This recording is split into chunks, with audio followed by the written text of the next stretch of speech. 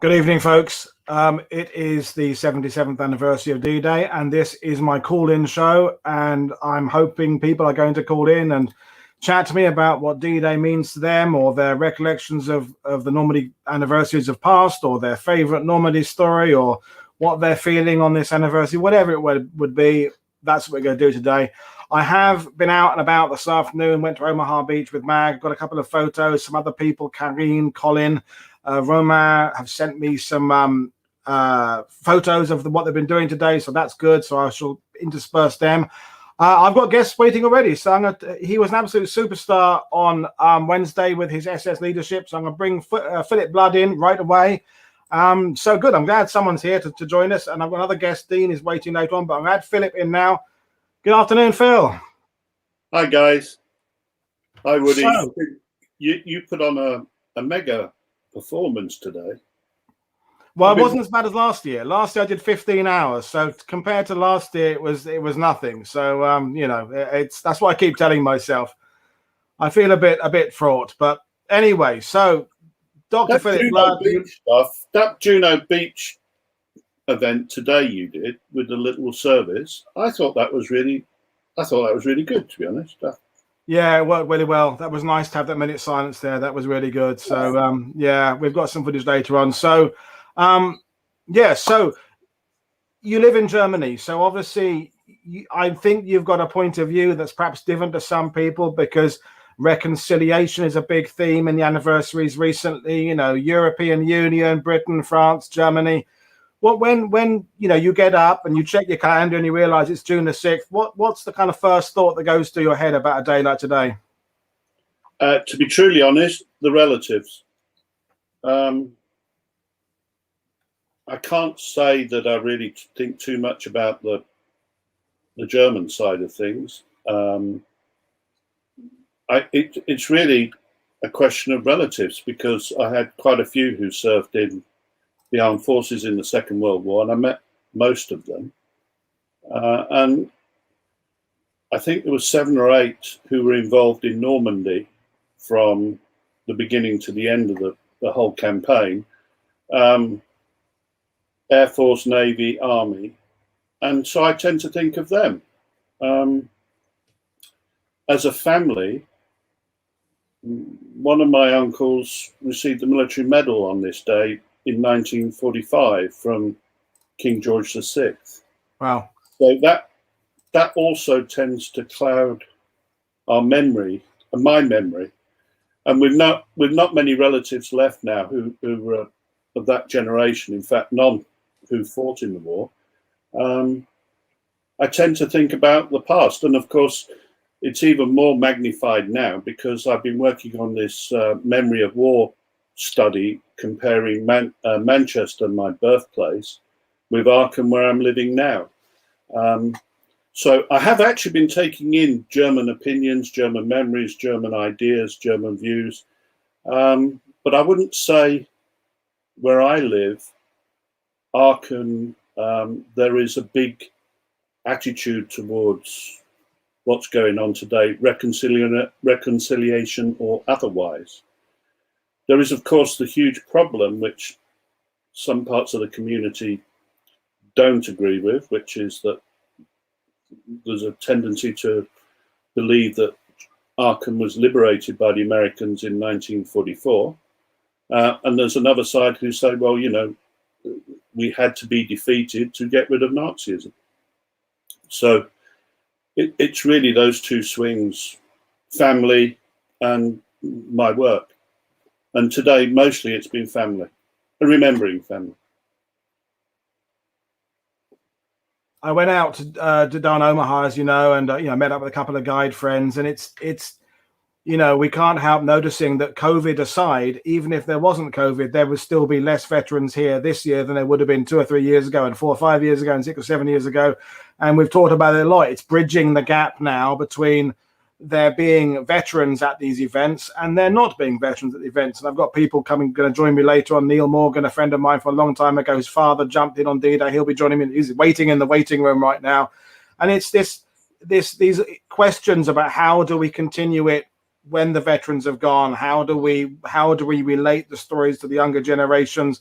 Will they lose interest? Will they feel the connection without the veterans being there? I don't have the answers to all these questions, but it's interesting to contemplate. But you're saying, in Aachen, your work with the Germans and things. Do you feel we're in a different era now than when you started back in the 70s? Is there more of a togetherness amongst the historian world these days? I think there is. I can only go by my experience of things. I've been able to bridge matters between the German side and the Allied side in such a way that I've never really had to confront serious arguments or fights and debates. And I would say, in terms of the disappearing of veterans, two things occurred to me. I remember in 1994 sitting next to Major John Howard, and it suddenly dawned on me how frail he was. Yeah. And then last year, my old friend, who was a German soldier in the Second World War, he was raised in this community and was wounded in Smolensk in 1943. He passed away last year, nothing to do with COVID. He had just reached his time and he passed away. But I noticed with the very older generation just how frail they became. Those in the 90s were seriously suffering. And it just takes a toll. And yet they've gone. I do believe there's an attitude amongst some German younger people that maybe we've missed something in our education to understand what on earth's going on, because there was a move, I think, in the 60th anniversary for Germany to attend the celebrations as I suppose a forgiven state, and there was different arguments on either side of the fence over that. At the time, I didn't think it was quite right. And my opinion's changed now. I think with the veterans gone, and I think with the way history has developed, and the way we can now identify those who were the, if you like, the serious criminal element, and those who were conscripted, the ordinary German soldiers, I think we can distinguish between the two. I don't think we need to have swastika flags all over the place, but I think the Bundesrepublik's flag is maybe it's time for it to stand with the rest as nations of Europe who've been liberated and are free of that time. We're moving forward. I think there's an argument to say we've moved on. I agree completely. And the time wasn't right 30 years ago. It wasn't right 20 years ago, maybe, but I think it's right now. And I think it's I happened to mention it, I think, in the Juno Beach show this afternoon, that, we managed to, all the Allied nations accomplished so much together, and COVID, we seem to have been going back to that, each country tackling it in its own independent way. And I think working together is much more important. And Germany are part of Europe, even if Britain technically aren't anymore. Geographically, we are. Australia, Japan, China's relationship with the world, the USA, it's working together is going to be the best way for the future. So, amazingly, Phil, I've got people waiting already. So I'm gonna love you and leave you. Maybe you could join me later on.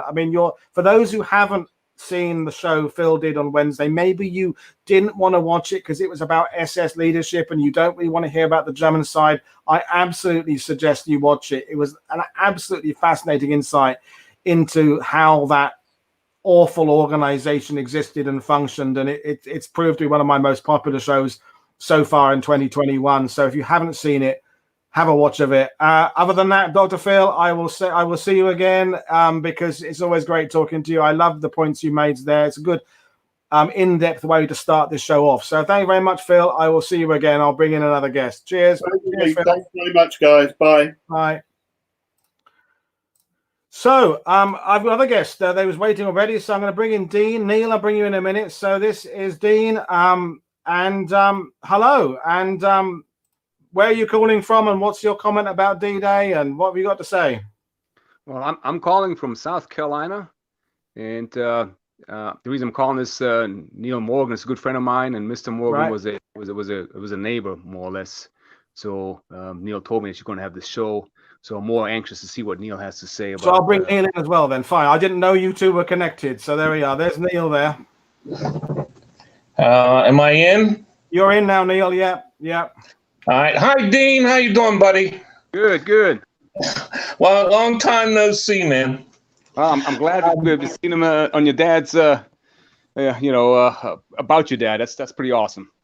Yeah, So I'll just explain to people who we're talking about, because we've got people watching. So Neil Morgan's father, David Morgan, was in I Company 506 Parachute Infantry Regiment, jumped into D-Day yesterday night, Saint-Côme-du-Mont, not too far away from the church, fought in the battle near there, and ended up captured and taken to there he is. There's his phone. I'll put it on your screen there, Neil. Ended up at a place near Tessy-sur-Vire that the American POWs referred to as Starvation Hill. And you toured with me and my friend Gert, however many, don't remind me how many years ago it was, Neil. It was it 2003 or something? With Gert in 2007 with you. Right, okay. Wow. So Neil, and Dean, we were just talking with Phil there about we've lost most of the veterans now. We've still got Pee Wee Martin of G Company 506 going strong, but most of these guys that you must have met, friends of your father's at reunions years ago, they've sadly gone. So when you wake up and there's his grave there, 2007. So when you wake up on June the 6th, same question to you, Neil, and you see the date on your calendar flick over or your phone there, what is your first immediate thought on June the 6th? My first immediate thought was, God, I don't think I could have done it.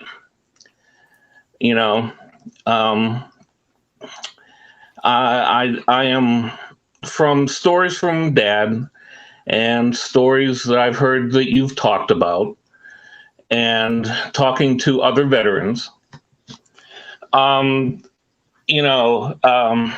It's just amazing.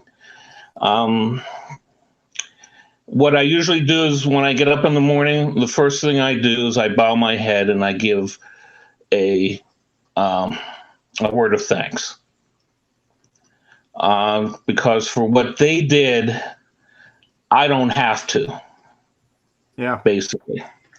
And now, Dean there, he knows that because what are you, Dean? 30 or 31 years United States Marine Corps? 31 years.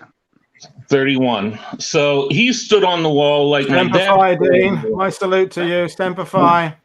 I saw a couple of Royal Marine Commando graves today, so I saw some of your British comrades from D-Day, the other Marines, but right. Respect the U.S. Marine Corps. And for those who are watching, there were a few Marines in Normandy on D-Day, not very many. There was a few on the flagships. There was some Malaysian officers in terms of landing craft, but essentially the Marines were out in the Pacific kicking some Japanese ass over there. But you did have a small involvement in Normandy. We mustn't forget the cooperation of amphibious forces and the learning curve and what was going on with Amtracs in the Pacific and LCVPs in Europe. It was all fighting the same war, albeit a long way apart. And when I do shows, as I've done recently with people like Ian W. Toll about the Pacific, and you look at those islands and how frigging far apart they are across that ocean, you realize how just huge the world is and how huge World War II was and how much was engulfed in it. So pleasure to have you on board. So I interrupted your flow there, Neil, but your father was one of a kind, and I kick myself because although it's 2004, 2007, it seems a long time ago. I was in my early days of getting to know veterans, and if I kind of wish I could go back with the wisdom of being in my 50s and speak to your father again now, because I think I would ask better things than I probably asked back then. I would look at things in a different way. It's a constant regret that I can't go back in time and relive these encounters with these amazing people that, as you say, Neil, paved the way for us to do what we're doing. So tell us one of your father's stories, or something that he would talk to you about D-Day, that jumping in or something like that. Well, if probably not too many people know his complete story. And if you want, please read Ian Gardner's and book, Tonight We Die as Men. Absolutely. Dad's story. But he, how he ended up in Normandy was this. They were on their way to their assembly point, and there was a traffic jam. His squad leader got out of the truck to find out what was going on. And he met a friend of his who happened to be the senior NCO of a Pathfinder team. And he asked Dad Sergeant, we don't want to go in alone. Can you give support? And he said, yes. He got back to the truck and said, all right, second squad out. I've volunteered us for a special mission. And Dad said almost to the day he died, the first thing that went through his head, you son of a bitch, you're going to get us killed. Yeah. He's 19 years old. He's a private. He's saying this to he's saying this about his squad leader. What balls does this guy have? Yeah. Instead of saying, all right, yes, Sergeant, let's go. And he was upset about this almost to the day he died. Yeah, well, it was a tough job. I mean, you're for those just to kind of fill in the dots here, that all the regiments had Pathfinder teams, and in the end, there were additional paratroopers assigned to the Pathfinder teams as security, essentially. Mm-hmm. And your dad ended up being in there as security for the Pathfinder teams, which means you're jumping in ahead of everybody else into a hot drop zone potentially, and you're setting up beacons and flares and fluorescent panels and all the stuff like that basically can cause problems. So and he added in Sancom de Mort. And interesting side story, of course, people may know this. Frank Lillyman, who was the commanding officer of the 501st, the Pathfinders within the 101st, when he had the first group of Pathfinders gathered, he said to them, and there was, 50, 60 guys, he said, look to the guy to your left, look to the guy to your right, because half of you won't be coming back from what we're coming up. And the guys looked at each other and thought, and Bob Seacrest, who was a mate of mine from California, who jumped in and landed actually very, very close to where your father did in San Connor. Bob Seacrest was 501st. He remembers looking at that guy to his right and thinking, God, I really missed that guy.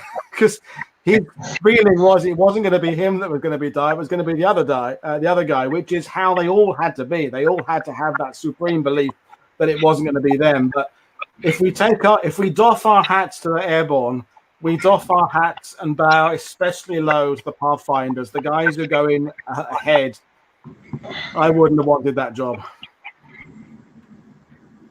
Yes, very much. So yeah, it's and then in the end, your father ended up having quite a kind of a short career in a sense, because prisoner of war. That's one of those things we don't talk about enough. That we have those that get killed in the jump, we have those that get wounded, but of course some are taken prisoners of war. And of course, in the Normandy campaign, we Allies take way more German prisoners than they take of us. But those first guys on those first few hours, unfortunately, the Germans are in control. So in the end, your father has a rather short war, but. We can't go through the whole story tonight. We will perhaps we should have you back on at a separate show and do a whole special on your father. I'd like that at some point. But give me kind of one of your abiding memories of something that your dad said about something from the POW years, or about the war, or what wisdom he imparted to you and your brother. Would you believe? Finish cleaning my dinner plate. I remember this incident. I don't know if Di and Bruce are watching or anything. I was not even in school yet, 4 or 5. And at that age, you don't want to eat everything. You just don't want to eat your vegetables. It was the only when I said I wasn't going to eat it and tried to get away from the table, my father, the only way to describe it is my father went off on me. And it was the only, believe it or not, and my father was a great man, but in this instance, it was the only time I thought my father was going to put me in the hospital. That's how angry he was. And it was not a one-time incident. I've seen him do that to other people, other family members mostly. But even non-family members, if we went to a picnic or something like that, he may not say anything, but he would have an expression on his face and shake his head that he wants to say something, but he's not going to, to cause a problem. And I will admit, even now, I will look at people's plates, and if they leave a lot of food on, I will say, well, apparently you were never a POW. Yeah. And walk away. I've heard that from so many POWs over the years and families, because of that sharing, especially in the listed man camps. If you had to share to survive, and you had to survive to share. And but well, I'm going to quickly bring in Dean, then we'll love you and leave you and move on to put. But Dean, you were a neighbor, and so a Marine. So being a Marine, getting to know a paratrooper, was what did you kind of have some connection because of serving your countries? How do you think of David today on June the 6th, or the Marine Corps? Whatever. What are your feelings on June the 6th? Is what I'm saying, Dean. So to me, Mr. Morgan was definitely a character builder. To give you kind of a quick backdrop on me, me and my mom immigrated from Austria, and the Morgan family took us in. And of course, this is before I knew he was a POW in Germany, and the hard things that he had to go through. But at no time did I ever feel any type of animosity. He was very loving and giving. And as I got to know him and the things he went through, of course, it started building character in me of, serving your country and those type of things. So again, the connection there will always be there.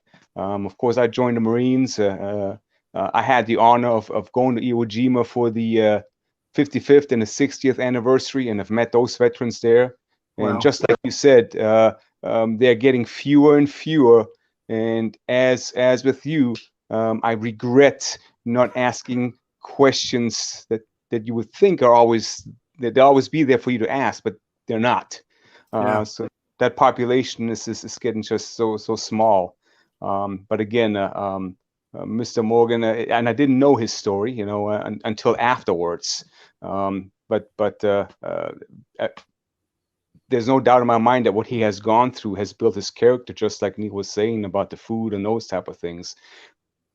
The thing that always has taken me aback is that there was no animosity, even though, my background is from the opponent's side, and that has really impressed me. And that's again, even when I talk to the Iwo Jima vets, those guys, they have that same attitude. Initially, of course, you have that hate, but now as those two sides meet, they start realizing they're just people like us, Yeah. And I think, and your point is that if some people object to the reconciliation over the years, in my experience, the veterans and the family members of veterans have been part of wanting to move the reconciliation forward, because when you've been in combat, and I haven't been in combat, I haven't been in service, you do get that even on opposing sides, there's clearly a brotherhood, there's clearly a respect. Yeah, we can separate, as Dr. Phil Blood said a few minutes ago, the very evil SS guy. That's something very different than the very cruel Japanese. But your average combat soldier who are fighting for a cause they don't necessarily sign up for, they were just drafted, enlisted, sent overseas. I think there's a universal respect. And I do hope over the next few years, the ceremonies will embrace this coming together of different nations and going back and looking at these experiences as a shared experience, both positively and negatively. So, well, it's been fantastic talking to you guys. And Neil, it's great to catch up. I can't believe it's been so long since I last saw you. Thanks for bringing Dean on. The perspective of a Marine is always welcome, and someone who's been to Iwo Jima. But thank you very much for calling in, guys. And from those of us in Normandy, thank you to the Morgan family for sending us David 77 years ago by parachute into Saint-Côme-de-Mont. He was part of our liberators, and I hope we'll have other veterans families calling in later, and we can say thank you to you on behalf of your father, because he was an amazing guy. So thank you very much, Neil. Thank you very much, Dean. I will bring in my other guest, and it's gone. I hope you're enjoying this, folks. It's got off to a cracking start already. So thanks, Neil. Thanks, Dean. All right, have a good one, guys. Bye. Right, so straight in with my other guest. So this is Paul Reed. So Paul Reed is another Paul, British tour guide, works for Ledger Tours, author, military historian, TV expert, you name it. Paul's done it. Been coming to Normandy for a long, long time, but can't be here this year. So kind of same question to you, Paul. When you wake up on June the 6th and you're there in England, what is your first thought today? Well, thanks for having me on, Paul. It's always a day for reflection. I mean, like yourself, having known so many veterans of the Second World War. I mean, I grew up with one. My dad, 77 years ago, he wasn't in Normandy, but he was in. I like to think he was living it up in Rome after all those months on the beachhead at Anzio. But in 1979, he thought about taking me with him back to Anzio, and he chickened out because he'd nearly been killed there, and guys from his battery took a direct hit, and if he'd have been there just a few minutes longer, he wouldn't have survived. So he chickened out, and we went to Normandy instead, and we rocked up at this little cafe by a lifting bridge, Benneville, and sat there when it was a much quieter road as it was in those days. Yeah. And there was a gentleman on the next table to us who was the same age roughly as my dad, and my dad nodded to him and he said hello in English back, so we obviously knew he wasn't French. And my dad said to him, did you serve? And he said, yeah. He said, where? He said, here. He said, well, yeah, I guessed you might have served in Normandy, but whereabouts? He said, no, you misunderstand me. I mean here. And it was John Howard. And so it sort of started from there. So, when I think back over all those years since of going there and having the great fortune to be there on so many occasions with so many veterans. I mean, when we started with Ledger in '98 going to Normandy tours, I did 14 tours on the bounce that year to Normandy. And we had 48-seater coaches in those days. 20 plus of the people on board would be veterans traveling on their own, left their wife at home because she wasn't interested to come back to Normandy with them because she'd heard it all before. They were out with a free pass, plenty of money in their pocket for some booze, and then off to go and see where they'd been. And they were just incredible visits. And I think back on those days and the things that they told me, and I was just so lucky. And, you've mentioned it, and some of your guests have already mentioned it. We're in a phase now where that generation is passing. And I, I'm more known for being a great war historian, and I saw that with the generation of the First World War in the 90s, and I'm seeing it now with the Second World War generation, and it's just as hard. For the last dozen years, I've taken the York Normandy Veterans branch back each year for the 6th of June, pretty much, and quite a few other battlefields that they served on besides. And now of that original bunch who first came, there's only Ken Cook left. So it's, it is that 11th hour moment, and it's sad. It's very, very sad. It's sad. I was, saying to a couple of people today, I think no one really wants to be the one to acknowledge there's going to be a change to the next era. And it's not that the next era will be worse in some ways, because maybe in some ways it'll be better, as we just talked about the aspect of reconciliation, the aspect of bringing the youth involved. But it is kind of the elephant in the room that there will be these years when there are fewer veterans, very few. I mean, by the way, folks, that every photo that I've got to put a PowerPoint together, every photo that I'm going to be showing tonight, they're random ones, were all taken today by my various friends and people out there. So, there are a few veterans around. Charles Shea, the Native American who was on Omaha Beach, he's been out and about. That's Charles this morning at American Cemetery. The little girl there. So there are the occasional veterans out here, but really that era is coming to. And there's Charles Shea there, an amazing guy, and he's got his own statue and memorial on Omaha Beach now. And he was from Maine in the USA. Now lives in Normandy. He lives there with Mary Pascal. Long story, hasn't got much of a family left anymore. He now lives in Normandy, and he's kind of going to see out his last few years with us, which means he can get to the ceremonies because he's here already. But realistically, we're not going to see any veterans over this summer. Maybe September, October, we might get a few, but Yeah, it's fascinating. I've got loads of people waiting to join us, which is fantastic. We can maybe bring you all on, but yeah, this era is going to be a different one. In fact, we'll bring Ben in because Ben's. Well, I'll bring Jenny in a minute. So Ben, you've been out and about today. Perhaps you can join. Obviously, Paul's your boss, isn't he? Essentially, so put your tie on, Ben, because he'll get a grumbled at. So tell us where you've been today, Ben, and tell you what your feelings are about the 70th anniversary and where we are and what you've been doing.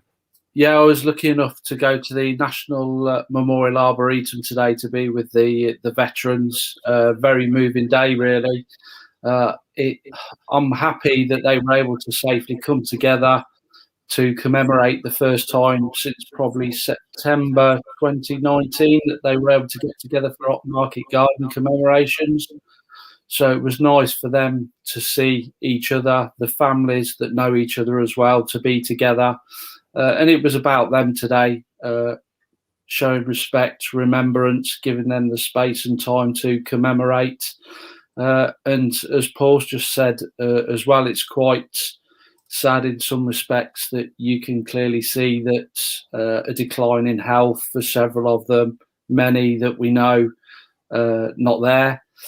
And yeah, times are moving and it's coming towards the end of that period.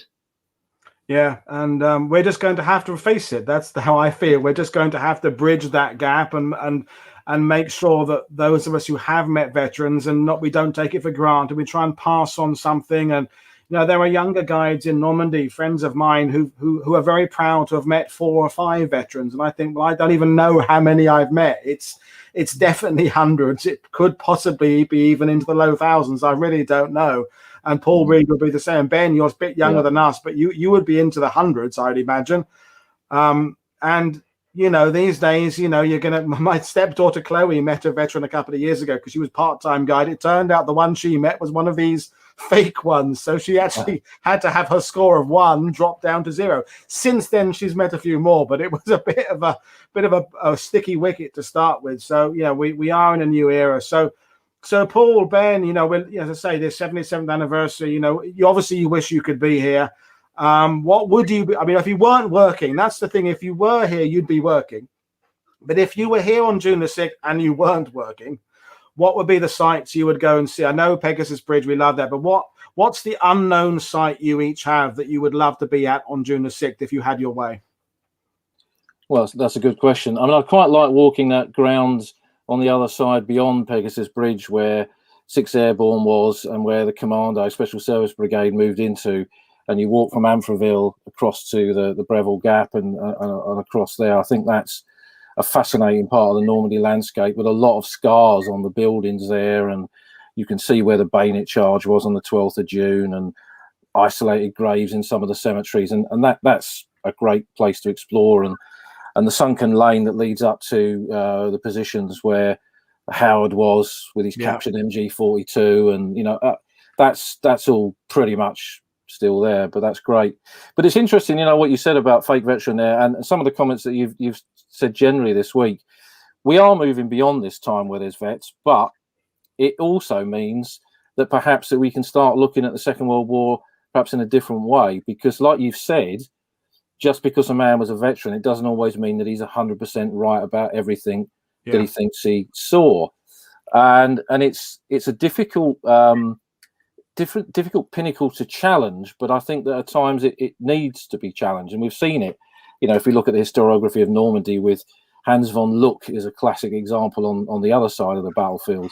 These things do need to be poked and ascertained, and I'm sure there are elements of the D-Day story that will begin to be looked at afresh by new, younger eyes like Ben.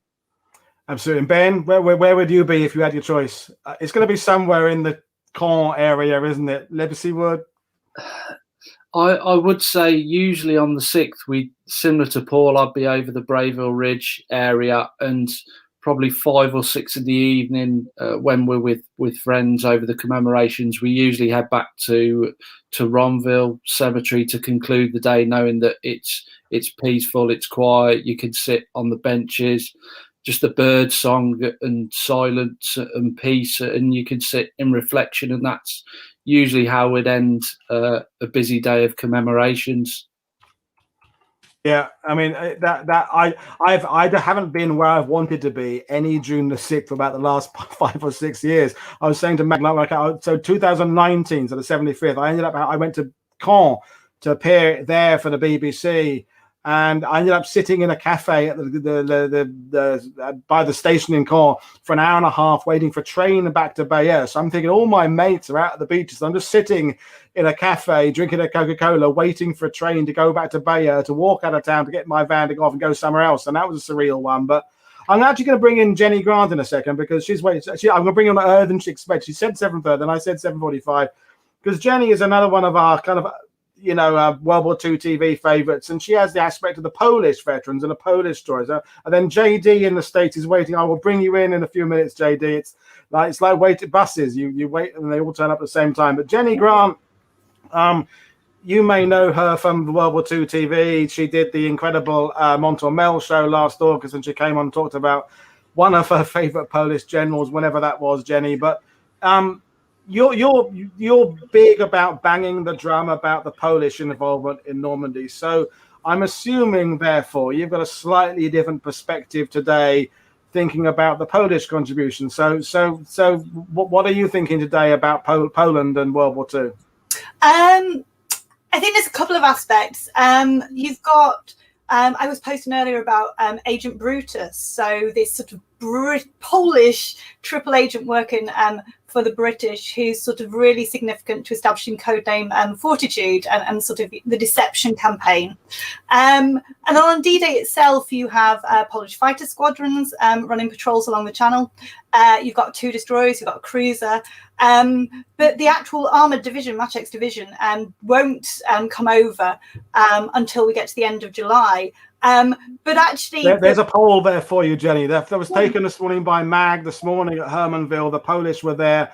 There was sorry to interrupt. There was a Norwegian delegation, a British delegation, French and Polish there, all in that square for the ceremony this morning. So there you are. There was a bit of a Polish connection. Yeah, so I mean, I think that's sort of commemorating Dragon, isn't it? Which is sort of it's attacking enemy positions at the time, and then later it's taken down by a torpedo, and it ends up actually being sort of scuttled and becomes part of the Mulberry breakwater. But yeah, I've been reading today about how the Poles who are in Britain respond to D-Day. And one of the things that's kind of lost is how very inconvenient D-Day is to the Poles. They're in the middle of training exercises in Yorkshire, and radio silence is announced on the night of the 5th of June. And that's it. No more military exercises, because, if your tanks can't talk to each other, there's no point. So they're kind of kicking their heels for a bit, which is a little bit flippant, because obviously this campaign into mainland Europe is hugely significant for the Poles. They've come through France 1940 back to the UK in the summer of 1940, and effectively they've been kicking their heels. Although they've been training, they're talking about, our training hasn't been for months, it's been for years. They've been preparing for this. So they're talking about, for example, in divisional headquarters, got a huge map of northern France. It was established early on in 42 by Sikorski that the Poles wouldn't be part of the first wave when D-Day occurred. So they haven't been anticipating that. They've been, betting when it would happen and so forth. But this map, they're getting hourly updates and sort of planting flags, and they can see that, these units are landing and they are proceeding. And that kind of means that they will themselves be in action soon. But yeah, it's a big. They've been training in Yorkshire with the French, so they're sort of reflecting on the 2nd Armoured Division's going to go over with the Americans, and then they will liberate Paris at the end of August. The Czech Armoured Brigade is going to go over to Normandy, and they will help liberate Prague. And the 1st Polish Armoured Division never gets to do that because of Yalta. So there's this very sort of bittersweet significance to the events. There's all these logistical problems. So if you're an exiled soldier, everything that you've got is in a trunk or a suitcase. And what do you do with that? You're allowed 60 pounds of luggage, personal belongings with you. So they're beginning to, in Scotland, ship things back to families that they've stayed with, or post things from Aldershot when they reach there. So there's quite a lot of that. We also see a sort of last gasp attempt when they're to the wire. They're fine with the training, they're fine with the equipment, but as an exiled army, they will always be short of personnel. So we get this call out in June for any Pole left in Scotland that can wield a rifle to get down there. And that includes, this is example quoted, a 47-year-old chap. I'm going 47, that's awfully old. But he has been a caretaker in Poland before the war. And he's now working as a medical orderly, and he basically forces his way into the division. So they're short of everything, and this is going to be true both for the Second Corps and for the Poles in Normandy throughout. They never have reserves, and a lot of it's the positions that take a lot of training. Wireless operators, for example, they're just short of everything, which is why they're held back until July, and then they move on in August and take part in Totalize for the first time. Yeah, and Paul and Ben, as guides like myself, would you think that there has been a gradual not acceptance, that's not the right word, but an appreciation of the fact that D-Day isn't just Tommy coming ashore, Tommy Atkins, and we are seeing it slightly more in an international veil now? I mean, I'm sure on ledger tours you must have now people from Polish Britons going on tours and Dutch British, and so is that change a dynamic at all? Whereas perhaps 20 years ago it was always just British. I'm guessing you are now including more of the other stories now, which is great. Is that right, Paul?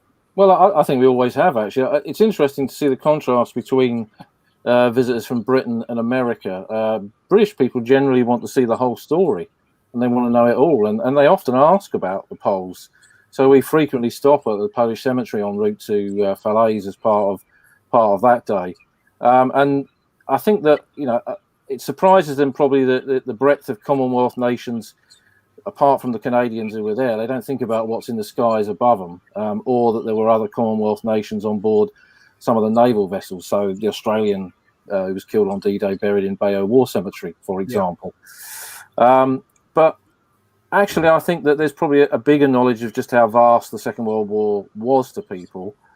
And I think for most people who come on a battlefield tour, they have some knowledge picked up from, History Channel and all the other slightly more dubious places, but they want to sort of put that into context, and come and get some greater understanding of it. And they're quite open to it. Whereas I would say, you're the expert on this, Paul, most Americans want to see St. Mary Glees, Omaha Beach, and back to Paris.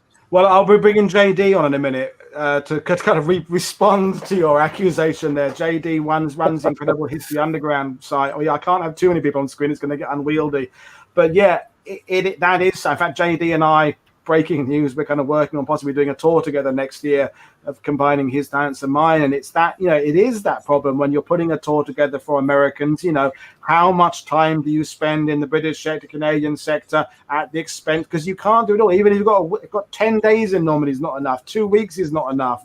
Whatever you do, you've got to cut things out, miss things out, leave out entire operations. And it's all about trying to make sure whatever it is you do show them presents some kind of balanced view. And I think as with all the people doing these incredible books, that's my worry is what Dominic Butler talked about the South Lancs this morning. And we're going to have more and more stories and more information to fit in the same length tour. We look back at the tour, you must be the same, Paul. You look at the tours you were doing 20 years ago and think, how did I fit all that into a day? Yeah. And now more information is a good thing, though. But we've got so much information at our fingertips now, and we want to share it. So, Ben, you've been sitting there quietly, and Paul. Ben, any particular veteran, or Paul talked about his father. There, anyone particularly you're thinking about who's no longer with us today? Cool. Good question. I'll come back to okay. Or Jenny, anyone? But family involvement, or someone you grew up with, someone in your early teaching years that was an inspiration to you that you're thinking about. On D-Day, no, I'm thinking about this poor bloke, Colonel Levitu. I know this isn't particularly personal. So he's the Polish Chief of Staff. He's sent over in the middle of July to scope out. He meets up with the 16th British Armoured Division to get a sense of, the fighting to pass this back through the Poles. And he's killed that night. There's an attack on his car. And yeah, it's just that he's the first Polish casualty. And there is a debate on how far that impacts on totalize and so forth. But I mean, he's an absolute trooper, respected by his men, and he just dies in this relatively freak accident. So yeah.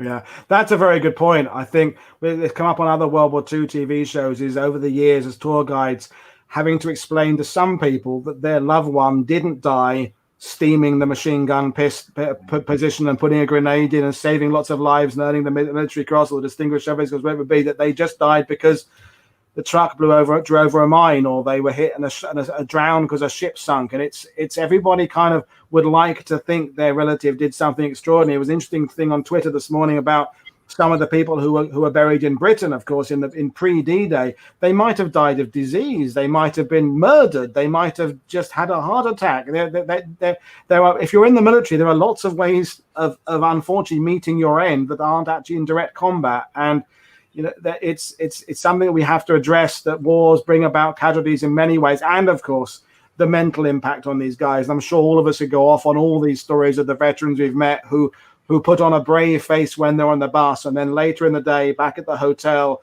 they've got a bit of a quieter moment with you, and it all comes out, all the emotion, all the loss of a friend, or the guilt. Because survivor's guilt is something we probably all got loads of stories about, and that is something we'll miss in a sense when the veterans have passed. That ability to, you've been telling a group all the hard fact all day, and then they've just spent 5 minutes watching a veteran break down or something. And it's not that you wanted it to happen, but that 5 minutes in many ways will mean more to them than all the military history of A Company left off at 1000 hours you've been giving them all day. But that moment of a veteran breaking down is the connecting factor to these events. And that's what, Jenny as a teacher, Ben, Paul, your tour guide, it's trying to make that connection with people so they can feel being part of this history, as opposed to looking on it from beyond. But sure, yeah. Well, anyone else got anything final comments? Otherwise, JD's been waiting patiently, and Ben wants to say something.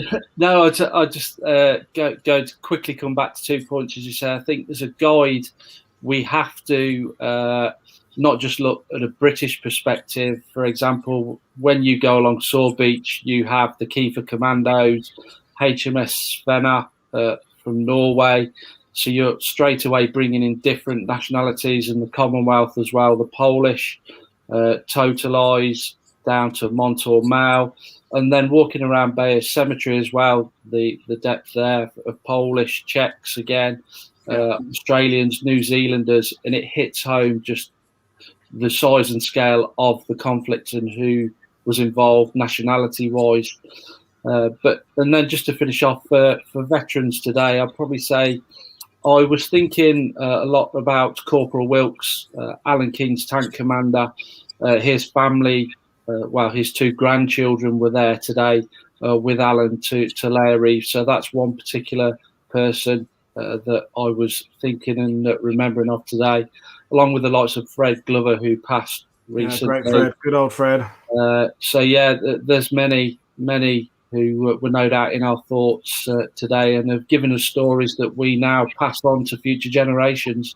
Yeah, exactly. Well, on that note, I think I will say goodbye to the 3 of you, and it wouldn't be much of a call-in show if people didn't call in. It would be just me on my own waffling on. So thank you very much, Paul. You've broken your World War II TV duck. Thank you. It's been a year I've been doing it, but yeah, and Paul, you are welcome any time to come on and talk about something Italy or something that you've learned. Just tell your tour guide stories. You're the, I don't want to say you're the father of guiding, because it makes you sound like you're about the same age as me, but you have been doing it a long time. You are the governor in terms of tour guides. So thank you very much for everything you've done. We all still learn. That's the and Ben, you've been great. And Jenny, you every time you're on World War II TV, you knock it out of the park, because your knowledge and your of your subject and your insistence on getting that story of the Polish across is important. And what you do on Twitter is so important to remind people. So thank you very much, the 3 of you, for joining. I will kick you out of the studio and bring JD in from the States. So thank you very much, guys, and thanks for see you again. Bye. Cheers. Right. So I'm bringing in JD. So there we go. Sorry you had to wait so long there. So JD, I'm enjoying just sitting here listening. Runs the incredible History Underground YouTube channel, which is way ahead of me. You've got 14 billion trillion viewers watching you. But so, you know, I think I should ask you to start by responding to Paul Reed's comment about an American's only interested in American history. What's your gut reaction to that? He's absolutely right. 100%. Yeah, I would say that most Americans who visit Normandy, they want to go. They want to go to the dog green sector of Omaha Beach. They want to see the big imposing bunker from Saving Private Ryan that doesn't exist, it's St. Mary Glees and all of that kind of stuff. So yeah, I have to say he's absolutely right there. What I would add to that though is that I think that for Americans who go and do see those sites at Normandy, that's a good gateway to really start learning more about the whole story of Normandy. So once you hit Omaha Beach and once you hit Utah Beach and you go to St. Mary Glees and you hit Brecourt Manor, all of the high points, I think those are good funnels to start teaching people the bigger story about D-Day that from an American perspective, you're not really going to get. I know that whenever I was in school, it was Omaha Beach. It was the American perspective, and the British and the Canadians were part of the Allied force as well. But there was really no depth to it. So yeah. Yeah, well, I'm glad. Thank you for your honesty there. And so next question would be, how do we change that? What is not being done in the USA to broaden out the history? Have you got your Jennies talking about the Polish involvement and your Bens talking about I know there are some great historians working, John McManus and Alex Kershaw and Joe Balkowski, all these other great names, but Rick Atkinson, who wrote his trilogy, he kind of set his stall out by saying, I'm writing about the Americans for the Americans. And it's not that those books were bad. I quite enjoyed them, but it was immediately setting out his stall as that I'm not interested in the British and Canadian and Polish and Czech stories. So how do we change things in the USA? I think that part of it, I think that what you're doing is really an important contribution. I appreciate the kind words that you said about my channel, but honestly, I'm just a monkey with a camera. I think that what you're doing is far more important, like bringing in, a lot of these historians, stuff like that. I've learned so much just from watching your channel, bringing in these experts and I've learned things that, were completely foreign to me. I'm not going to say that I've read every book that there is on D-Day. I'm not, my depth of knowledge isn't even close to what yours is, but I feel like I've read more than the average person. And through your channel and other channels, I've picked up so much and have really gained a greater appreciation, like I said earlier, for the whole story of what happened during D-Day. So I think that's part of how we can start getting some of these younger generations into the bigger story. So it's kind of like a big funnel. So at the wide end of the funnel, you've got Saving Private Ryan and Band of Brothers, and you've got the different Call of Duty video games.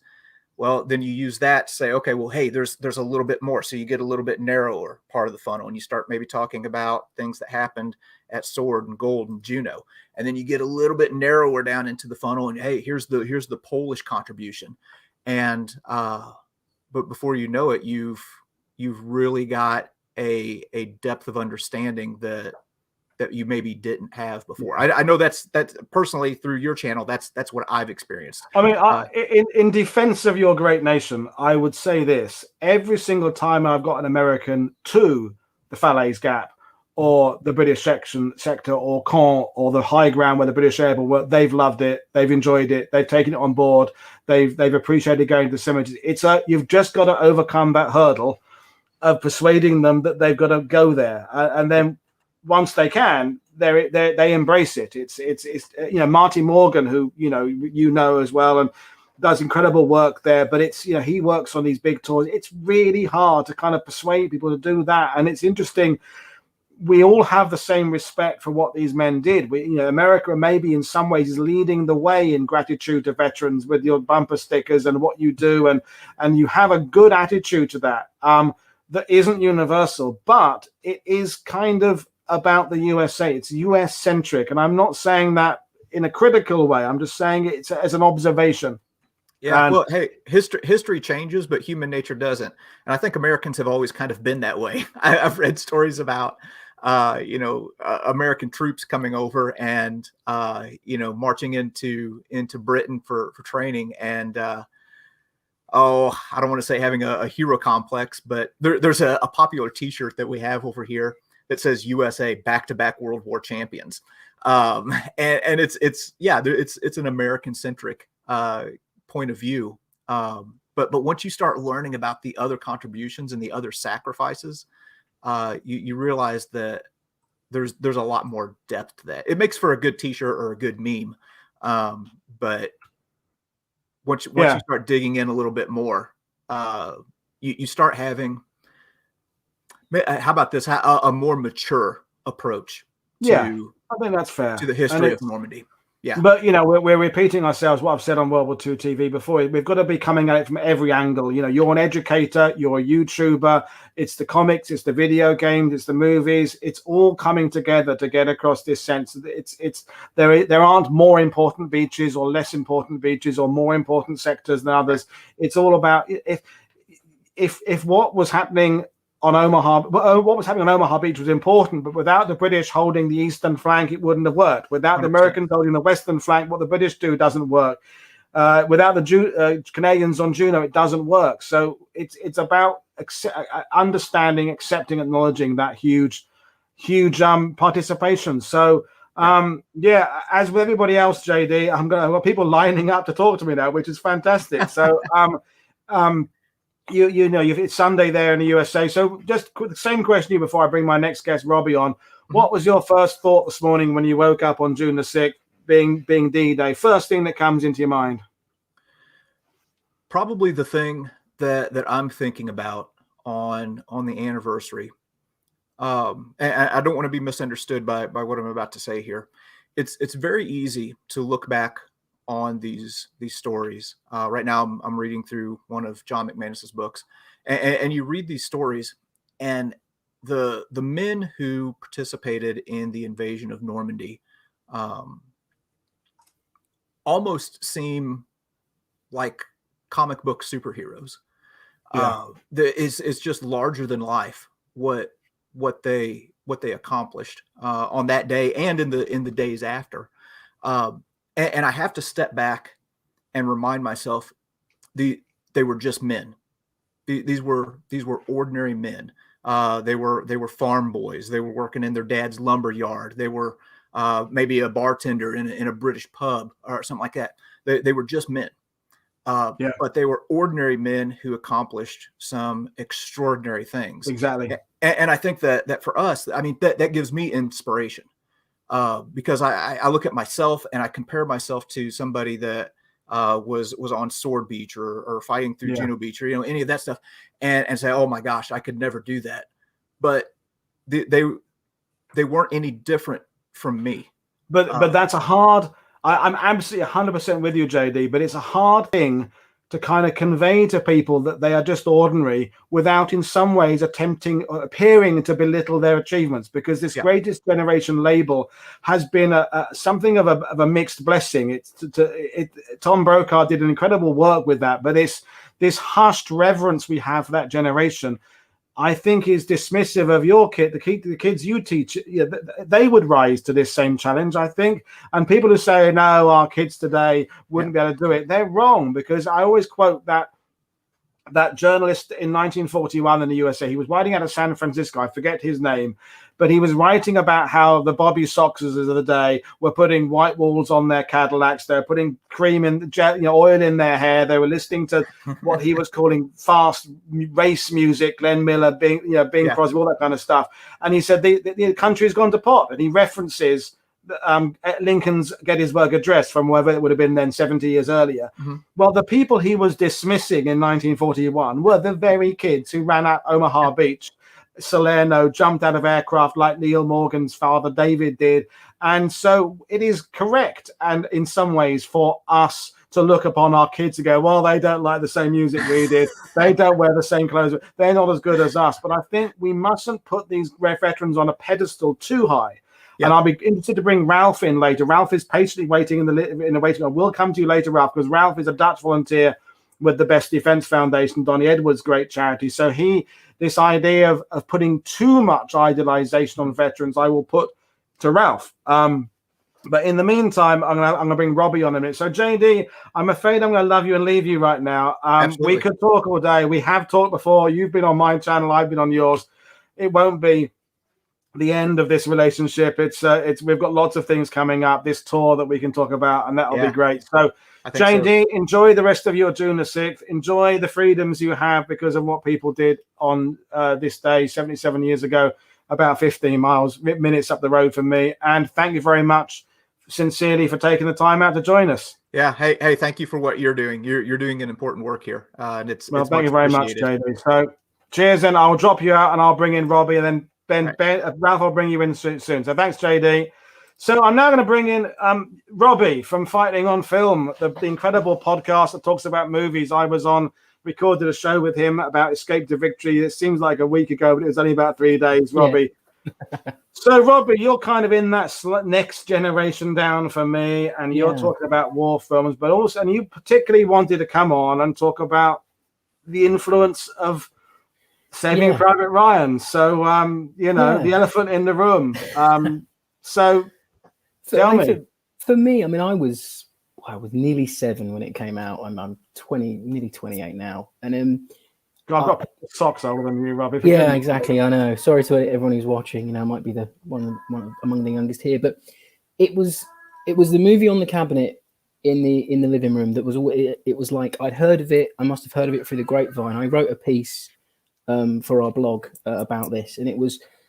I heard my mum and dad talking about it. My dad had got it for Christmas that year. I probably saw it in mid '99, and I begged my mum and dad to put it on for me, and they said, yeah, fine, cool. We'll watch it with you. They didn't think there was anything too sort of overly gruesome that would affect me per se. So we sat down and watched it, and I think I didn't say a word throughout. And it was the first war movie that I it was a definite sea change. I'd seen John Wayne films, I'd seen, something like The Cruel Sea would probably something I would probably say that it has a sort of emotional depth that Saving Private Ryan goes into, but it kind of changed the way I saw film, because the men weren't portrayed as sort of, Arnold Schwarzenegger type action heroes with the bulging biceps and the muscles. They all look like regular guys. Tom Hanks in it.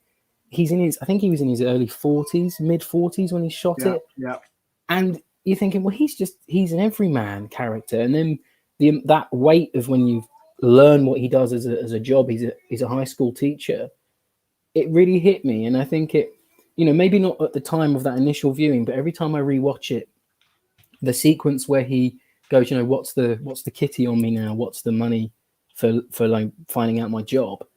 And he diffuses that argument between Horvath and Reiben, the emotional weight of that sequence always hits me, because I'm like, yeah, these are real men, they're real people doing an extraordinarily complicated and important job that they sort of they don't have to understand it, but they just have to get through their own personal war. And it's always stuck with me. And I think it has some flaws. The Monty gets mentioned once. He's overrated. Negatively, yeah. Yeah, and it gripes you. And it gripes a lot of people. I've got another weird personal connection to it, is that my dad and me used to co-own a Dodge weapons carrier. And when we bought it, the story goes that it's in one of the the sections when they're on the beach, it goes past the camera. So apparently there was a little connection there. I don't know, but yeah, I just think it's a great film, and I think and that opening Omaha Beach section, I mean, wow, you know, it influenced so many things. There's not a World War II video game that gets made now that doesn't have that sequence in it. Yeah, things like that. And I suppose, without stating the obvious, it is one of the reasons you do what you do, and you're educating people in the sense. Well, you've got your military channel as well, but your fighting on film side of things is about war films. But war films, whether we like it, are a portal for the understanding of World War II. I could give you a list of as long as my arm of the authors in their 30s, 40s who were in their teens when Saving Private Ryan came out, who now are writing about World War II, writing about D-Day. The same thing applies to Band of Brothers, and so it's an important step of the way. So, you have been to Normandy, or you haven't? I can't remember now. Yeah, I have been. I went when I went. I think I went in 2005, I think, or 2006, with my family. And I must admit, I don't really remember too much of it because at the time I kind of wasn't into military history as much. So I think I might have played my little portable video game a lot of the way. But I remember going down, I think we were at Utah Beach, and me and my dad went down onto the beach, and we found a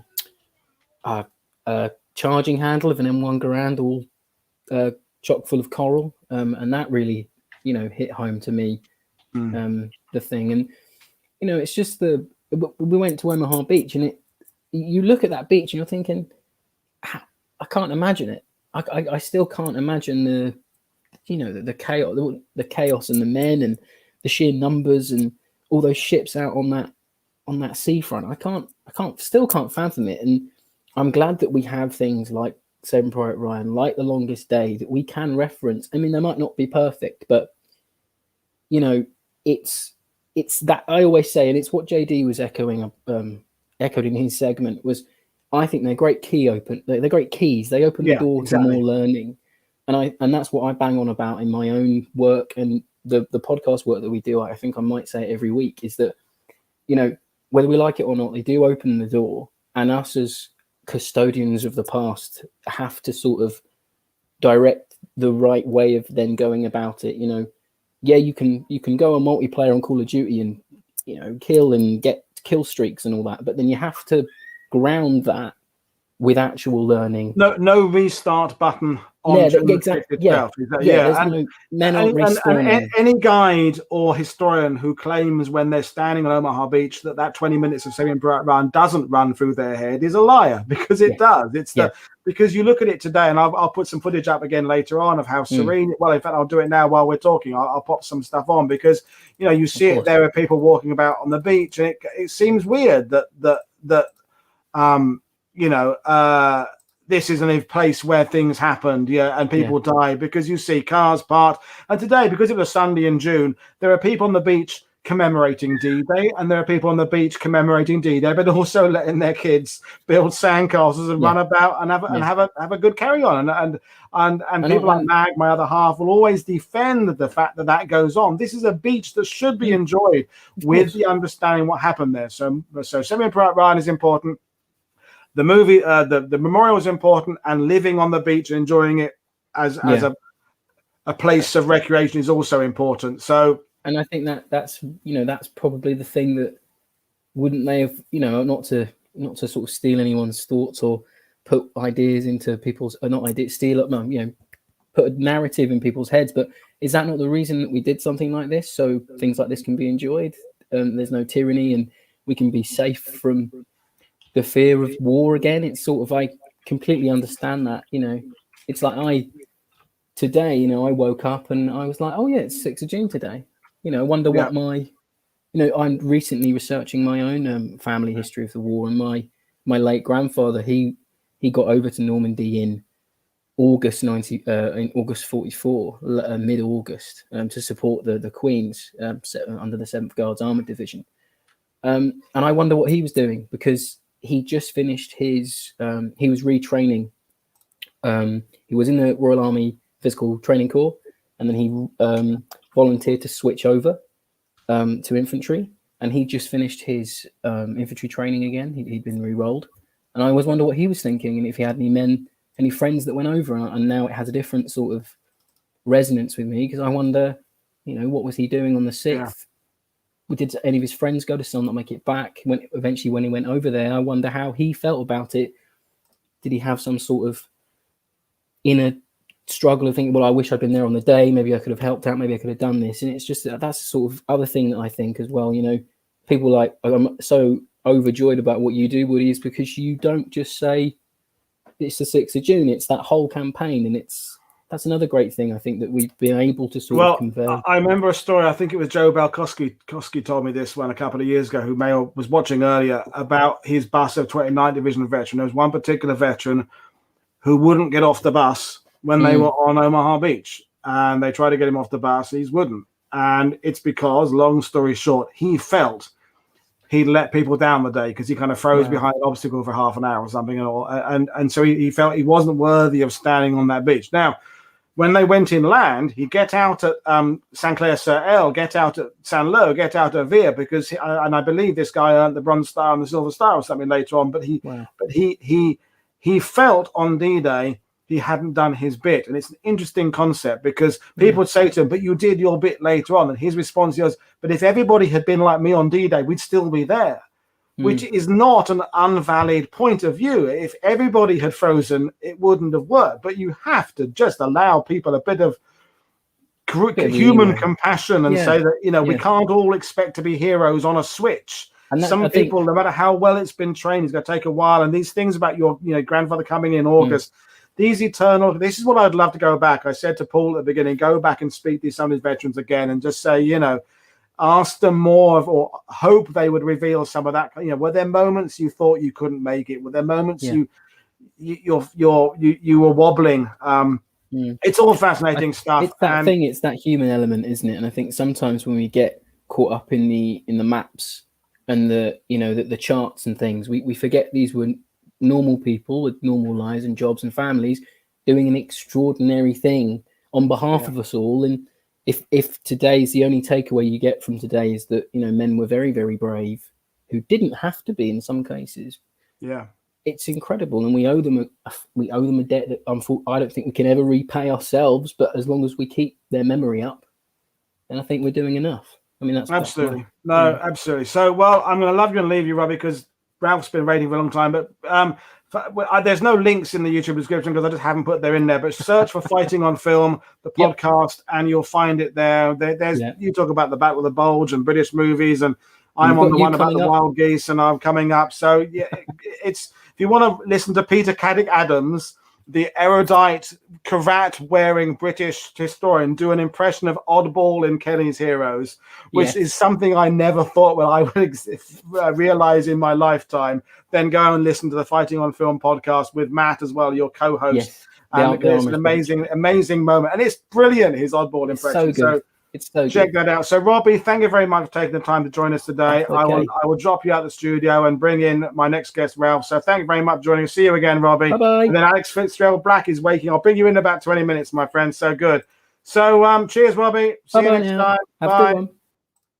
So straight in with Ralph. So Ralph is in the Netherlands, and Ralph is part of the Best Defense Foundation, who, if you don't know who they are, that is the organization headed by Donny Edwards and his wife, taking veterans to Normandy and Market Garden and Iwo Jima and around the world. So, Ralph, we've known each other a long time. You were here in Normandy last July.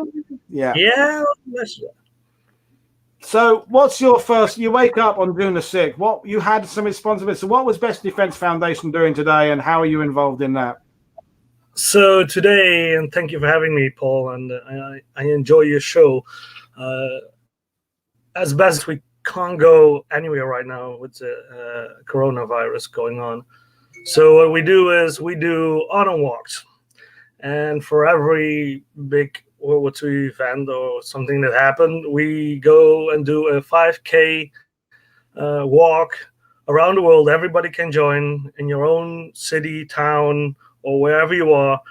And you can join in, and everybody can walk a 5K at your local where you live, and send in the pictures that you take and educate family and friends about the about the events, about D-Day, the Battle of the Bulge, the landing on Iwo Jima, Market Garden. And we tried to, now we can't travel, we tried to do that instead of taking the veterans with us.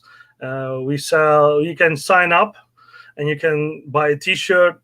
With that, you sponsor a veteran going back. So we try to raise money for Best Defense to bring veterans back still when we can go back again. So did you hear me when I was talking about the idolization of veterans? Because you've seen that at first hand. You've seen the autograph requests and that almost hounding of them.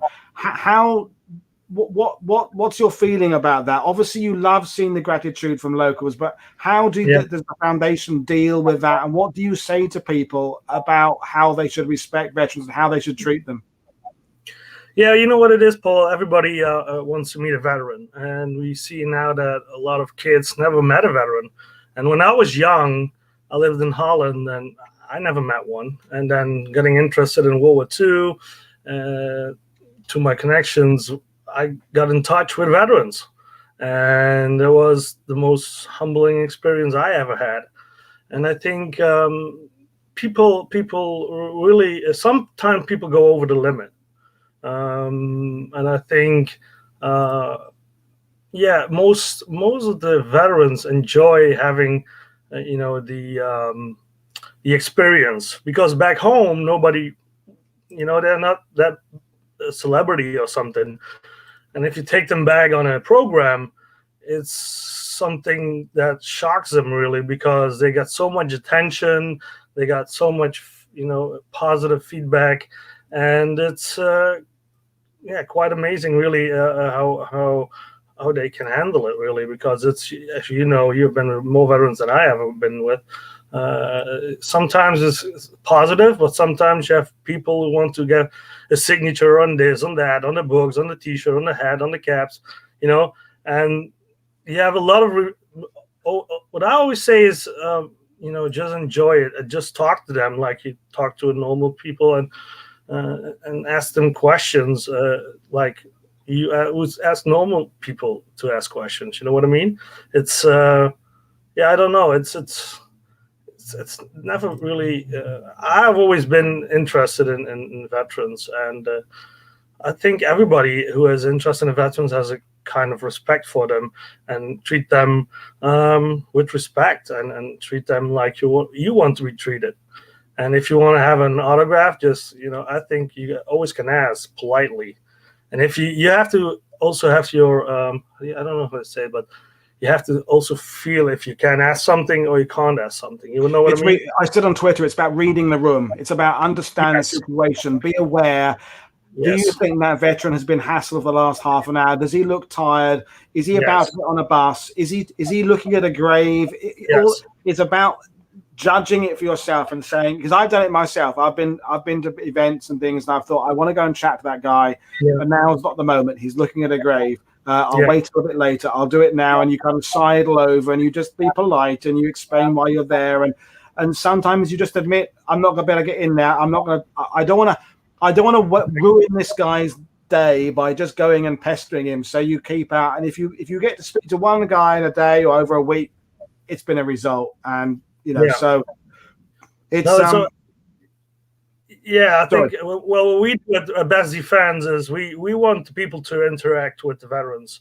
I've been with organizations where it was different, and they were like, "Oh, it's not your possession." Some people do it like a possession, like, "No, it's our veteran, and he's with us, and blah, blah, you don't talk with him only if I say so." You know what it is? And when we go to events, we try to let them talk to as many people as we can, because that's why they're here. They are in the 90s. They mostly, when they're back home, they're under, at their cells, and there's nobody around, and now they get all this attention, and people just, they got like 10 years younger because all of this, they're gonna get active again. Like, oh my, wow, he wants to hear. Nobody wants to hear my story, and then say, yeah, and kids come to them and adore them, And what we do at Best Defense is what we always do is when we have veterans on our programs, we make these special cards, And what we do is we hand them out so people. What you normally have is when you go to a veteran and you think, oh yeah, what did he do? Where was he from? And how did he look like when he was younger, when he was in the war? So what we do is we make these really cool. We came up with the idea like a baseball card, and so we like this one, Francis Turner. So what we do is we make these cards with the picture of back in the day. With the full name and the rank, and on the backside of the card we have their bio about what they did in the war, a little bio, not too much to going into detail, and then also we try to put on their patches and their photo and the medals that they got, like a Purple Heart or a Silver Star or anything, so people can really see and go find more information online about them. Hey, I met this guy. What did he do? And it's like second armor. What is that? What did it do in the war? And then they see that he'd been to Africa and Europe, Normandy, Belgium, Holland, Germany. So that's something we really like to give out, and people really appreciate it. And and the kids love them because it's like you can collect them. It's like, and they can sign the card, and then the kids have something for you can frame it, and they have something. It's a great thing you do with that, and I was talking about it on whichever show it was a few days ago when Donnie and the BDF bring the veterans over. You treat them all the same, be they truck driver or major general or ranger. It's all the same there, and you are clearly, we've all had experience of foundations. What the BDF do is at the top of the game. I wish it was universal. There are people that bring veterans over, you wonder about who's actually it for, and that's another subject for another day, really.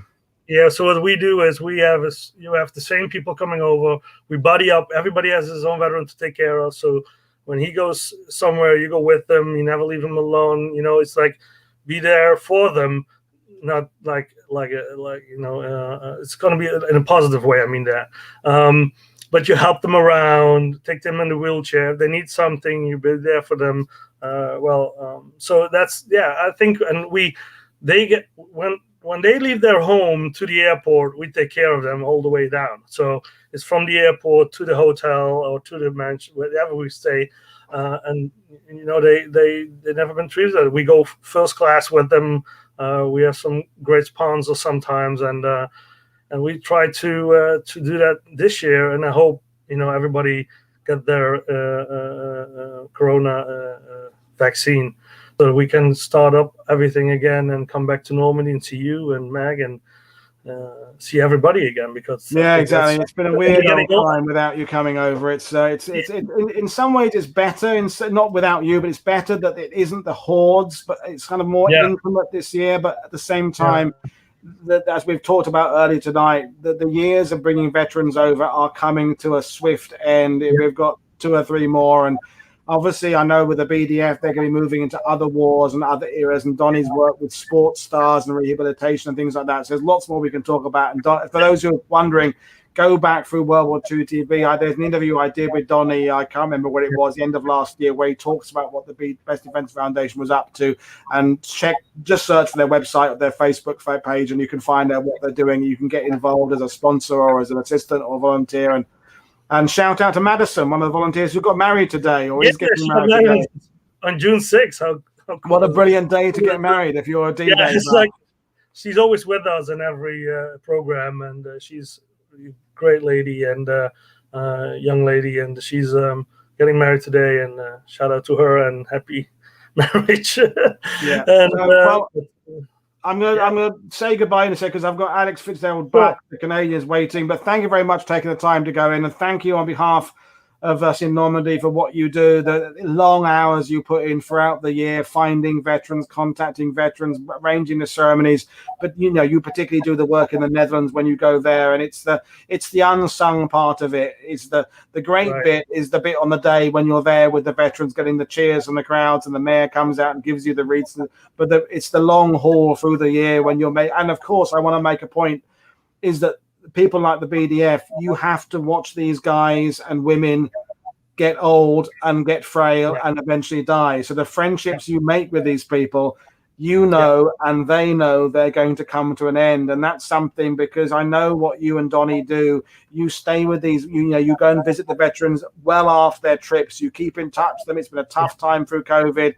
And, you know, you'll be there for them if they have to go to hospital, which is the downside of it, as well as the coming to Normandy and having cider and getting autograph requests and having girls kiss you. There's the downside of getting old and dying, and you're there for them all the way. And that, my respect to you for doing that. It's kind of, you know, when I was younger, you don't think about it, you know, and you think about World War I and, you know, these veterans you never met, and then you always think they're always going to be there, you know, but unfortunately people pass away, and personal personal life, you get through that, and with veterans you get through that sometimes every month. But it's the things you can remember, and the smile on their face, and the little thank yous you get when nobody's around. You're sitting with them and saying thank you for taking me, and thanking for calling me up, because I didn't want to go first, and now I have this experience, and it's the best one I had in my life. And that's what you do for the little things that you can have for somebody in the end of their phase of their life. So, and I want to thank you for having this awesome show and this great YouTube channel. I think every teacher in Europe and America would, you know, has to show your kids this in the schools and give them a shout out. And thank you. I'll give you the £5 later, Ralph, for plugging me. No, we're getting there. I've noticed the last few weeks we're getting more people in the views now, the lives and things. I think we've kind of turned a corner on YouTube now, and it is we're getting somewhere after, believe me, a lot of work. I don't compare the work I put on this to actually running up a beach on D-Day. It's nothing compared to that, but the hours do wear down on me after a while. But anyway, I'm going to say thank you, Ralph. Give my love to the Best Defense Foundation team, although one of them is in the other room. Mag is part over there, so I can give her a card later. And I'm going to bring in Alex from Canada. So thanks very much, Ralph. See you next time. Cheers. Bye, Paul. So, believe it or not, Alex Fitzgerald Black, you've been waiting patiently. First time been on World War II TV. So you are a Canadian historian, writer. You're involved in the Juno Center. You name it, air war, Canada's role. We could list all your credits. So I think there'll be a slurry of Canadians coming in over the next few minutes. David O'Keefe is in the wings at some point. Sam Cowan, I think, may come on. So first question, well, welcome to the show. First question to you. You woke up this morning, it's June the 6th. First thought in your head was? Well, I had a 2 p.m. over here, so it's 3:27 p.m. now. I had a 2 p.m. media availability. So that was my kind of first thought, was getting things together for that. You know, we're working to make sure our social media is working both here and in France. And, you know, we're a little bit behind. So we're trying to make sure that the stuff the museum is doing and the ceremony that the museum hosted this morning is shared in Canada. So that's kind of been our big focus the last number of hours. I've also been grocery shopping and that sort of thing in between. So it's, you know, your normal Sunday running into a bit of work as well.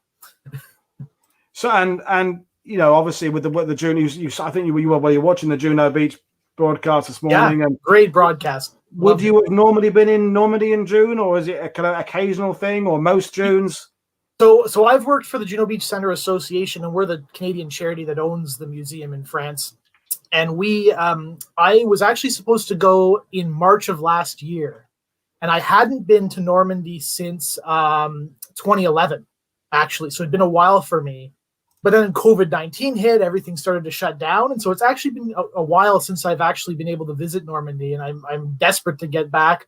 Obviously, it won't be this year. Maybe next year. Certainly in 2024, I plan to be there for the 80th anniversary, and hopefully we'll have some veterans there. I don't know if there'll be many, but it'd be great to have them back. I know some of the veterans I've been talking to, you know, they're just, I don't know if devastated is the right word, but they really wanted to be in Holland last year, and then this year when they kind of rescheduled everything to try to get the 75th anniversary of Victory in Europe going, and they're desperate to go back. So hopefully we'll have some that are in good enough health to travel. And obviously it's a bit different coming from Canada and America than it is from, you know, hopping on a boat and crossing the channel from the UK. So yeah, it's been a weird year, but you know, I've already been listening to the earlier conversations about how we're going to cycle through to the next generation when it will be without veterans. And you know, I think it is kind of an elephant in the room. We will have to address the fact that there will be a different era, and I have to be optimistic and hope that it's going to be a better era, a different era. I mean, without the veterans will be, but the reconciliation aspect, I think, is important. I think the forgiveness, the scars. Mag always makes the point, who's Norman born, that when we have German reenactors come to Normandy and they're invited and they go to special events, but Crisbeck Gun Battery, for example, does kind of a firework display, and they kind of do gunfire noises, and it's kind of, some people like it, but that village was the most bombed, the village in the Utah Beach sector where the most civilian casualties were, and there are old people there who live through that who might not like hearing the sound of gunfire. Now, I'm not saying it shouldn't happen. I'm just saying we need to acknowledge the fact there's a different way of looking at these and bridging the gap of those people. Mag was in with Ralph. We just was in San Lo or Carenton 2 years ago,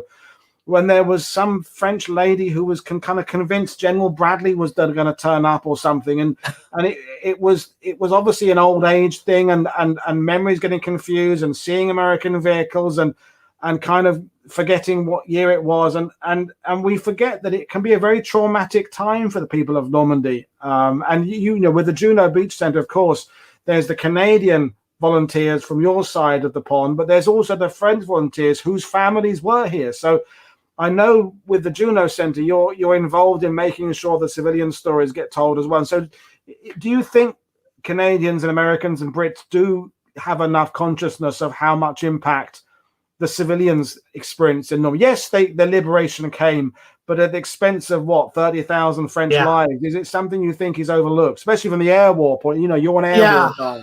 I really think it's overlooked. I think it's getting better. I mean, I was talking to some of my colleagues at the Juno Beach Center a couple of years back about this point, and they said, at least in Normandy, certainly it's absolutely acknowledged, and it's, every museum, has a bit of a section on the casualties sustained through the air, especially in naval bombardments on D-Day and around D-Day.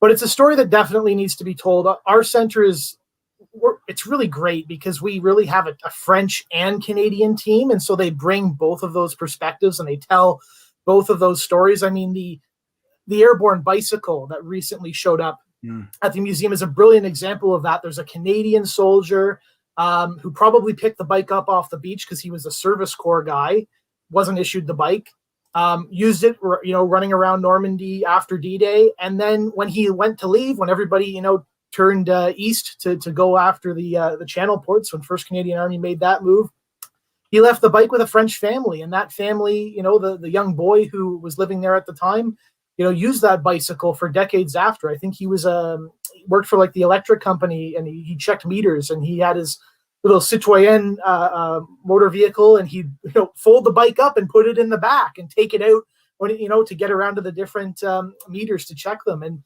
there's those are the stories that are really fascinating for us, and that we it's this merge between the descendants of the liberators and the descendants of the liberated.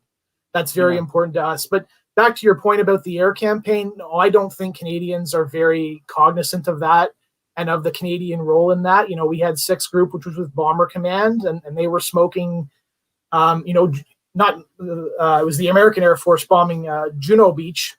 Plenty of civilians killed during those raids in the immediate lead up to the landings.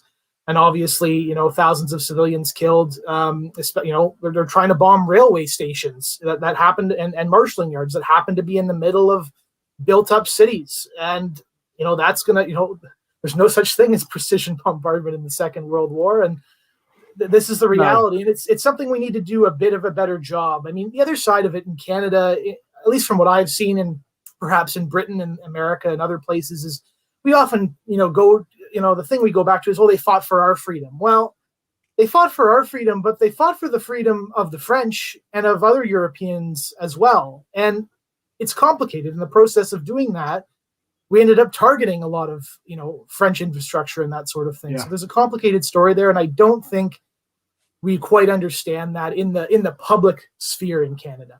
Well, this is that nuance aspect that we talk about so often on World War II TV, that, the bare facts is the German occupation of Normandy was less deadly to the French than the Allied arrival was.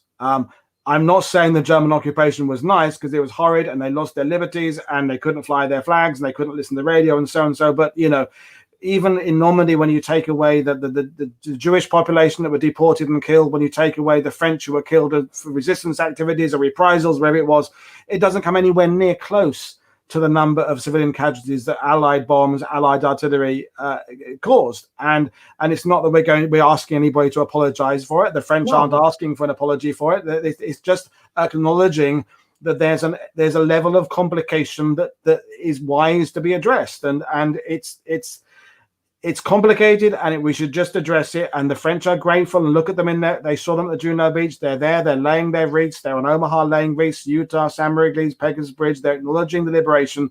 But people like Mag, I might even ask Mag to come on later if she wants to. And you know, her dad and her mother were young kids after the war, and they grow up with the fields not being able to grow crops for a few years, and the buildings need to be repaired, and no one's no one's thinking about that aspect. And it's not that they're being sniffy about it and sending snarky letters to Roosevelt, to Truman saying build. It's just the reality of the fact there was poverty. There was in Britain the rebuilding. So there's long comment. But while you're here, I want to bring on David O'Keefe, and I think Jeff from the Project 44 is on. I think maybe David's not ready, but Jeff was there a minute ago. If you're back, you've dropped out, because I want to talk about the aspect of preserving the voices of those who are there, oral histories, and hopefully Jeff will come back from Project 44, because I know while we're waiting for Jeff to come back, David, well, I think Alex, you know about it as well, don't you? There's been this project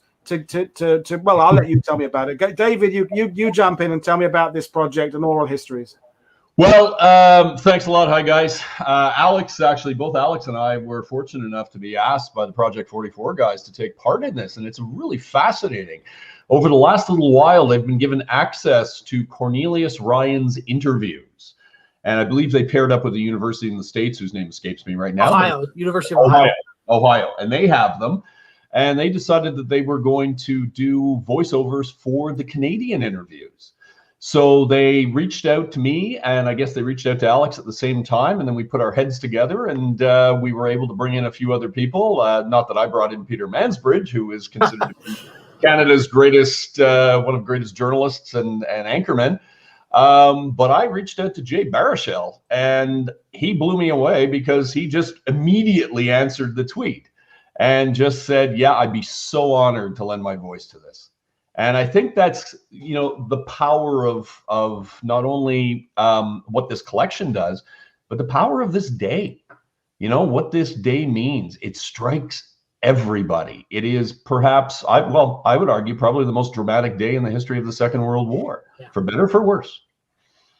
Yeah, I mean, not necessarily the most influential. I mean, we could make arguments about Imphal or Kohima or Stalingrad or Atlantic convoys, but the thing is, everybody knows D-Day, or most people have an idea about it. And sure, it would be really nice if throughout every year we acknowledged, with days like today, we did Salerno and Torch and all those other operations, and we do in our own way acknowledge those. But D-Day is the big one. D-Day, for some reason, seems to represent the whole of the victory in World War II. And it's not that we're slighting Italian veterans or Burma campaign or whatever. It's just that D-Day means something. It gets the television coverage. And Jeff has got problems with his internet connection. That's why he's not joining us. He could try and join again later. That's why he just sent me a private message. So Jay Baruchel, the actor, is getting involved in this. So I'll try and put some links on Twitter. Connect me with me on Twitter, or David or Alex. But the archives of Cornelius Ryan have been kind of released, and the idea is to have people read them and then bring them to life. Is that essentially it? Yeah, that's exactly what it is. And some of them were fantastic. I mean, I think I don't know about you, but I read 2. I'm not sure about you, Alex, but we did 2. You did 1, and I know, I think, I'm not sure who else. I know Peter Mansbridge did a few. So I think there's still more on the cutting room floor, that I have a feeling there may be a part 2 coming. And it runs about 8 minutes. And it's wonderful, because it's an incredible snippet. And years ago, when I started working in television with History Television, Wayne Abbott and I did something along those lines called From a Place Called War, where we did a 4-part series of Canada at war with no narration.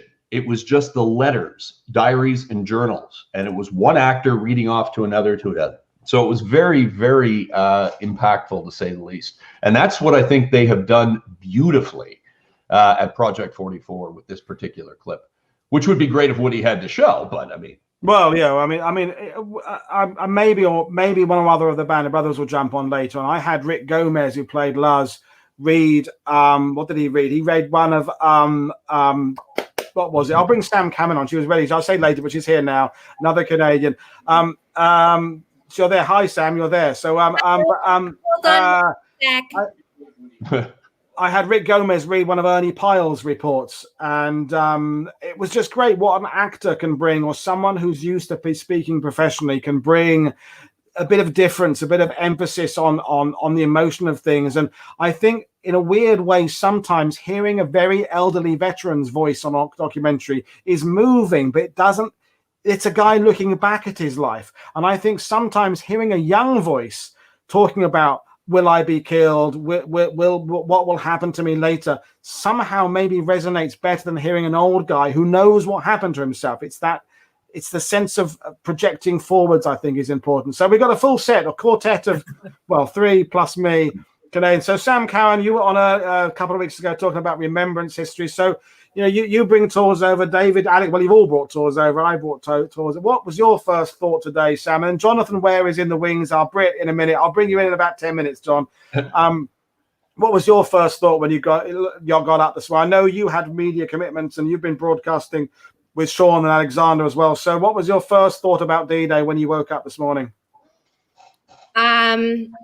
Just like it's go time, you know, because there's just so much going on because everyone's online and it's just this desperate need to connect with everybody, especially Juno, I think. And it was the same last year. It was the same, like, you know, that was the first time in like 16 years that I wasn't there. And especially because, last year we lost a lot of good guys, a lot of guys that kind of helped me with my understanding of what they went through. Bud Weeks, George Skirkowski, Ray Lewis. You know, there's so many veterans that I knew that just, you know, bang, bang, bang, passed away so quickly. So I think last year was particularly, it was more difficult than this year. This year, I think we all kind of knew, you know, we knew it was all going to be online. So you're like so much more prepared, you know? Yeah, definitely. I think we were all rather taken by surprise last year, and we managed to. Well, I managed to wangle something together, but this year feels a bit more organized in that respect. But it's still, you know, and this has been the absolute one. I was talking to Peter Caddick Adams last week about the revolution of the last 12 months has been the amount of new people I've met. David O'Keefe being one of them. Viant and Sam being you is this ability to now communicate across this bridge of the internet and discuss what these things mean, and it's important, and it's not a complete compensation for actually being at the sites, but another thing that for those of us who are part of the touring industry, there are people who could just simply can't afford to travel, or they can't physically travel. Well, if they can't get to these places, broadcasts from Juno Beach, things that you're doing with Sean Alex, things that I'm doing, the oral history projects, they are a way of bringing history back to people who can't travel. You wanted to jump in there, Alex? Yeah. So the other thing that's going on at the Juno Beach Center that people may not be aware of is we're doing a big sustainability kick, sustainable tourism. And this is all part of it, right? Like, what does it mean in 2024 when we have 5,000 people on Juno Beach and marching around those dunes there? What does that do to the environment, you know, in that space? And these are all questions that we are trying to answer at the Juno Beach Center. You know, we want Canadians to come and visit, but there's a high carbon price for them to come visit because they got to take an airplane, you know, unless they're going to take, I don't know, some, you know, a cruise, you know, that's a little bit more, you know, but, you know, so we have to figure out ways, you know, carbon offsets, things that we can do to, you know, not have as big of an impact on the environment as well. And the other thing, sustainability isn't just about the environment. It's, as we've been discussing, it's about accessibility, and not everybody can make it there. And so how do we make things more accessible? Yeah, and the fact that whether we like it or not, sites like Pointe du Hoc, which are now more restricted, there has been reasons for that. We may not like those reasons, and I don't know that I completely agree with those reasons, the roping off at plots at the cemeteries, things like that, but we need to address that there are a lot more people coming to Normandy than were coming 30 years ago, and that is having an impact, and we need to address that. And we'll have to embrace some of these ideas whether we like it or not, and the next generation of tour guides will do things differently, and there's virtual touring, and can we visit a site without treading across it, and does treading across a site damage it? And there's lots of questions I think we'll have to address in the future as well. That was fascinating. And again, as we said with Paul Reed and the others, the bridging the gap of the veterans not being here, and those of us that were privileged to meet these veterans, passing that on to those. So I'll bring Jonathan Waring in a minute because he's been waiting patiently. But three Canadians together talking about D-Day. Do you still feel that you are what we talk about you as the unsung part of D-Day? But I don't know that that is still the case. I think it was the case maybe 10 years ago. But I think thanks to Alex's writing and Mike's and David's and Mark Zelkin, all these other guys, I don't think you are the forgotten nation anymore. I think you've gone up a bit. What's your feeling on that? I mean, try and think of it from a British American universal point of view. Do you think you're still the unsung? The one thing I'll say, and I'll let David and Sam chime in on this one, is it's interesting because the work that Project 44 was doing with that video, those Cornelius Ryan interviews were never really used. I don't know about the Longest Day book, but they were certainly never used in the Longest Day film. There are almost no Canadians in the Longest Day film. Now that's from decades and decades ago, but that's kind of the twinkle in my eye where I'm like, I'm glad we're doing this now, because these testimonies need to see the light of day when they really didn't, when there was an opportunity, back in the 60s. Well, then Jeff is trying to join, but I think Jeff is obviously having connectivity issues. I think he's up at his cottage in like Muskoka or something. Yes, is it moose-powered internet or something? I don't know. I can imagine wires kind of over some kind of moose. Yeah. He's trying to feed the hamster. Got to feed the hamster, but if he manages to get in, if not, well, but I'll drop him out there. I don't think Jeff's going to make it in. I think it looks like he's not going to make it. Paul, we'll see. I don't know if you can hear me okay. Oh, you can hear. You are there. So, Jeff, well, while we've got you, so just did you hear what others said about this oral history project? What you're part of it. So, anything you want to say about it? Yeah, absolutely. And just let me know if it's chopping out and cutting out what I am up north. So yeah, no, it is chopping in and out. It's not very good, Jeff, unfortunately. Okay. No. Okay, thanks. Maybe 2 cans and a really long string. Yeah. Well. To be fair, the other guys are doing a good job saying we'll try and get you on back. I'll do a special show with you at some point in the future, Jeff. But it's a bit choppy. Sorry about that. By the way, Jeff is the I think his grandson of an officer who was with the 3rd Canadian Infantry Division headquarters on D-Day, and there's a really brilliant account of his time on D-Day in that 10-minute video. So check it out just for that even. Yeah, it's fantastic. Yeah, it's an important story. So, I didn't work with Jerry. It's going to be choppy. We're going so well. We'll bring him back on another point. It was all thrown together rather quickly, this, and David suggested getting him in guys involved. And but to finish that question, the noise of the question, do you think you're better known now? Do you think, Sam, what's your opinion? David, jump in. I think the historiography is on much more solid ground than it's ever been. I mean, this started years ago with Reg Roy and Terry Kopp, and of course Mark Milner has done some incredible stuff lately, and then a whole new generation of young historians who are coming up. I mean, we're getting some really good young grad students who are starting to move in those directions. So I think, how do I put this? I think we've got a solid player in the game, to say the least.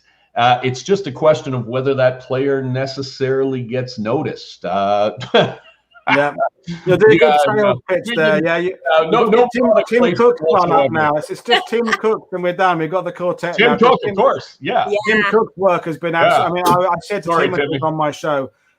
For those who don't know, Tim, there we are. Fight for history. If we need a fight for history for the British point of view, we need a fight for history for the American point of view, because it absolutely was one of the books last year I read that blew my mind about Remembrance and understanding the past. So I think we're in a good place, and it'll dovetail nicely with Jonathan Ware coming in a minute, because he's got lots of nice controversial opinions about the British and Remembrance and how history is being taught. So we'll bring him in a minute. But it's been great talking to you guys. Any final words, many of you? And David, you've been on World War. If you're not on, you're always in the sidebar. So I wonder whether you've got a life outside of World War II TV. I know I have no life Absolutely not. As you can see, I've mortgaged the house and I'm living in a Cold War bunker somewhere. Yeah. He somehow finds time to watch the Montreal Canadiens kick the Leafs' ass. So I don't know. Oh, now we're talking sports now, are we? Yeah, England are playing football right now, apparently. I don't know. It's June. It's Gareth Southgate's team out there somewhere, but I'm much happier talking to you guys about D-Day. But Alex, you will definitely come back in the future and talk about something big about the air war, North Africa, Sicily, Husky, whatever. We want to bring you back on there. It just hasn't happened yet. You're busy with things. Sam, you're welcome anytime. Mag thinks you're brilliant. She wants you to be her third daughter. She wants you to come and live with us. She loves you. David, you're welcome anytime. But I'm going to bring John Ware in now. So thanks, guys. Thanks.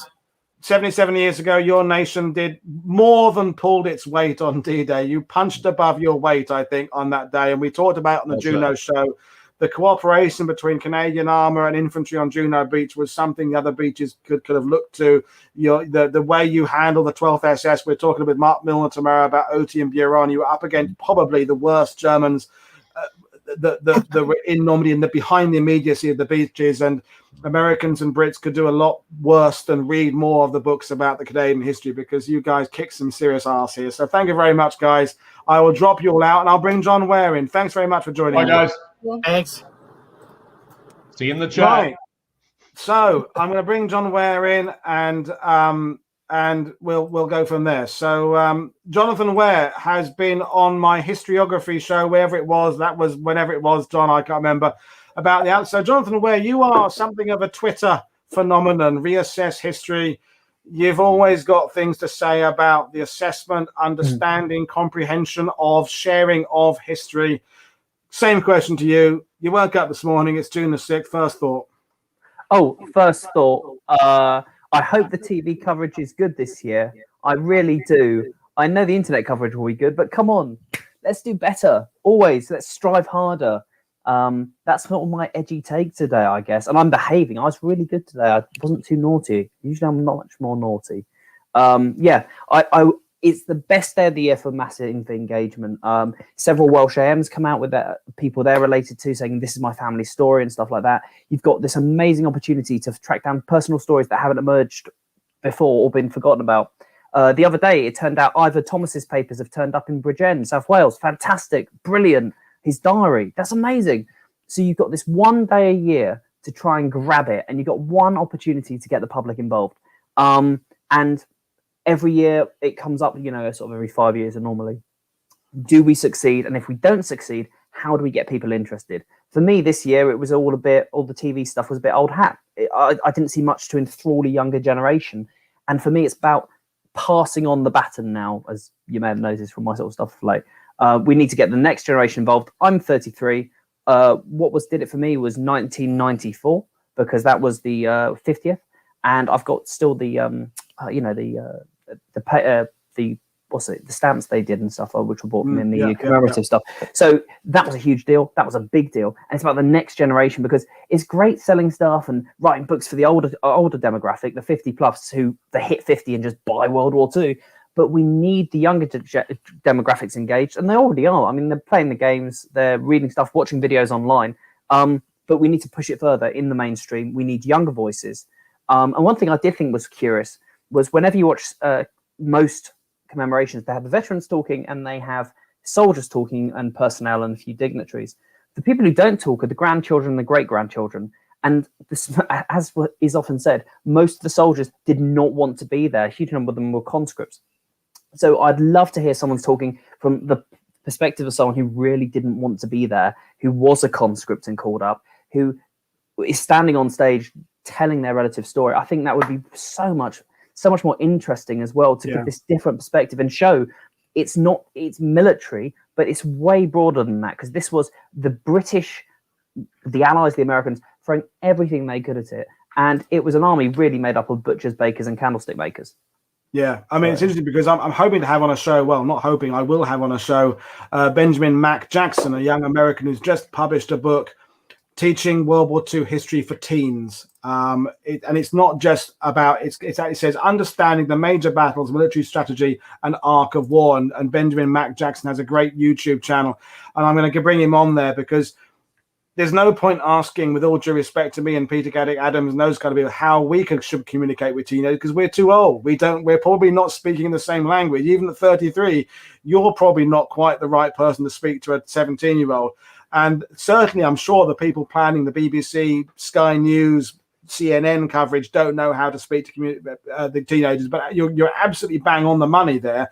This day, June the 6th, is the one opportunity. People are kind of open to learn about this, and we need to find the ways of breaching the generation gap and speaking to them in their same language. I'll be really interested in what Ben has to say about how to communicate World War II to teenagers, because I don't go along with that whole thing about, oh, they've got no attention span, they won't listen. That's just bollocks. Of course, it's relating in a different way, in a suitable way for them, and it's important to get that across. So I have to bring up the subject of the Vers-sur-Mer Memorial, because I know you've got some opinions about that, and I haven't been in the UK today. Obviously, has it been all over the news today?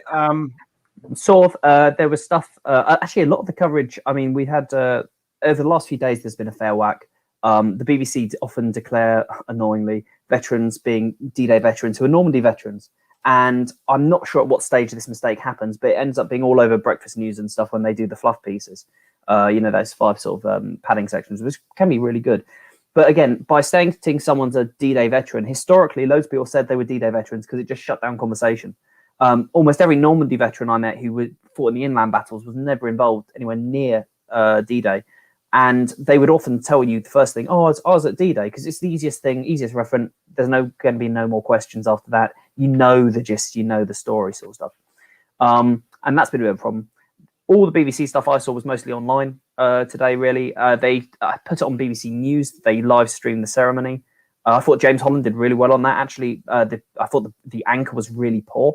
And they spoke to a few of the journos at the end of it who just threw down platitudes, and it was all a bit, well, I thought their coverage was pretty poor. A bit lightweight. I mean, and they weren't briefed properly as well. That's very interesting. That I just referenced the fact I did the work with the BBC a couple of years ago, and I forget the guy's name who was BBC World News, but he had absolutely done his prep. He came there with a lot of information, like 16, 17 pages of notes about fire support, this, that, and the other. And you go, wow. And he was referencing it. He'd memorized a lot of stuff. He was brilliant. He didn't need me there. He'd learned all he had to do. But referring to D-Day veterans when you mean Normandy veterans is something that all of us and Alex and David and Sam would do an eye roll and go, oh God, he means Normandy veteran. But language is so important. Language and being precise about what we mean is really important. And getting across that the campaign is a large one is important. And basically, for those who are wondering, what I'm all in favor of the Vers-sur-Mer Memorial being there. It's a great location. It will draw attention to the British, and there is a visitor centre supposedly going to be joining it. It's just this question of how they've assembled the date range and what they've said about that. And when I did with Matt Bone about radar and the knockout, it seems weird to me that if you happen to be a Typhoon pilot killed on June the 6th, knocking out a radar target, you're on the monument. But if you happen to be killed on June the 5th, you're not on the monument. I know there has to be a cutoff, but something about that doesn't sit quite right with me. And that's, I guess, how you feel about it. So online you can read what they've put on the plinths there. I view most of their facts. So the way they approached it is they went out and they hired a single researcher to research all the casualties. Now, this work had already been done by CWGC, by private researchers, and also I think it's I'm going to forget the name of it, that excellent website where it lists effectively every Normandy casualty. So they declared they were doing this for the first time. It was all new research. It wasn't. The other problem was the researcher, frankly, to my mind, was not a Normandy specialist. I've seen no evidence they knew anything, knew enough on it to push it. And this meant a lot of errors came in. And one was they just looked really at casualties and burials in theatre. The battle for Normandy starts well before 6 June.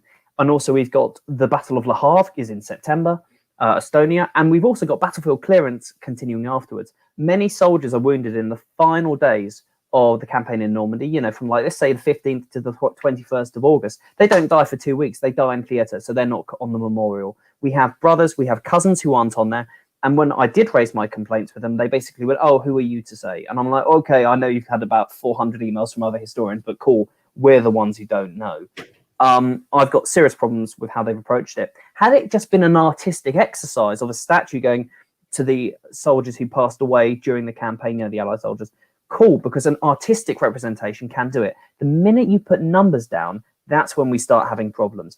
53rd Division's casualties for Normandy vary by between 10 and 15%, going off data, depending how you analyze it, and also soldiers getting wounded and going back in and stuff. The fatalities is even more nebulous. Some soldiers don't die for 2 years, but if you get death certificates and stuff, they'll often say from wounds sustained in Normandy, they lingered and they eventually succumbed. It's so complex, and it was treated actually like a cookie cutter exercise to my mind by NMT. And I don't think they approached it with the right mindset. And you can see it. They've got plinths on site with the narrative of the campaign, which doesn't stack up with historic record. So even when they've tried to boil it down and put it in stone, it doesn't do it at all. Yeah, I think it comes down to a huge miss. I'm all so disappointed. These things, there's the Normandy Resistance Monument was unveiled. There's other things. It's about engaging with the people who know very early and being open and saying, here's our website. We welcome feedback. How should you do this? And open up. And Mag is president of the Normandy Battlefield Tour Guides Association, and very rarely do the guides get consulted. The people don't come to us and say, you're the ones bringing the groups here. What do you think about this? Where do you park when you go there? How do you walk your groups? What would you like to see be done here? They don't. Things seem to happen without consultation. And I know the minute you start boarding out everybody's got a different opinion. But I remember Francois, who was watching the pattern show in Belgium, was part of the tourism setup near Waterloo, and when they did the new visitor centre in Waterloo, as she explained to me, they got the roads department, the museums, the local educators, the town hall, the museum curators, the tour guides, the historians, and they all came together and said, how best can we approach the creation of a visitor centre that will please everybody now, in the future, in 30 years' time? And for my money, the Waterloo Interpretive Centre there is outstanding.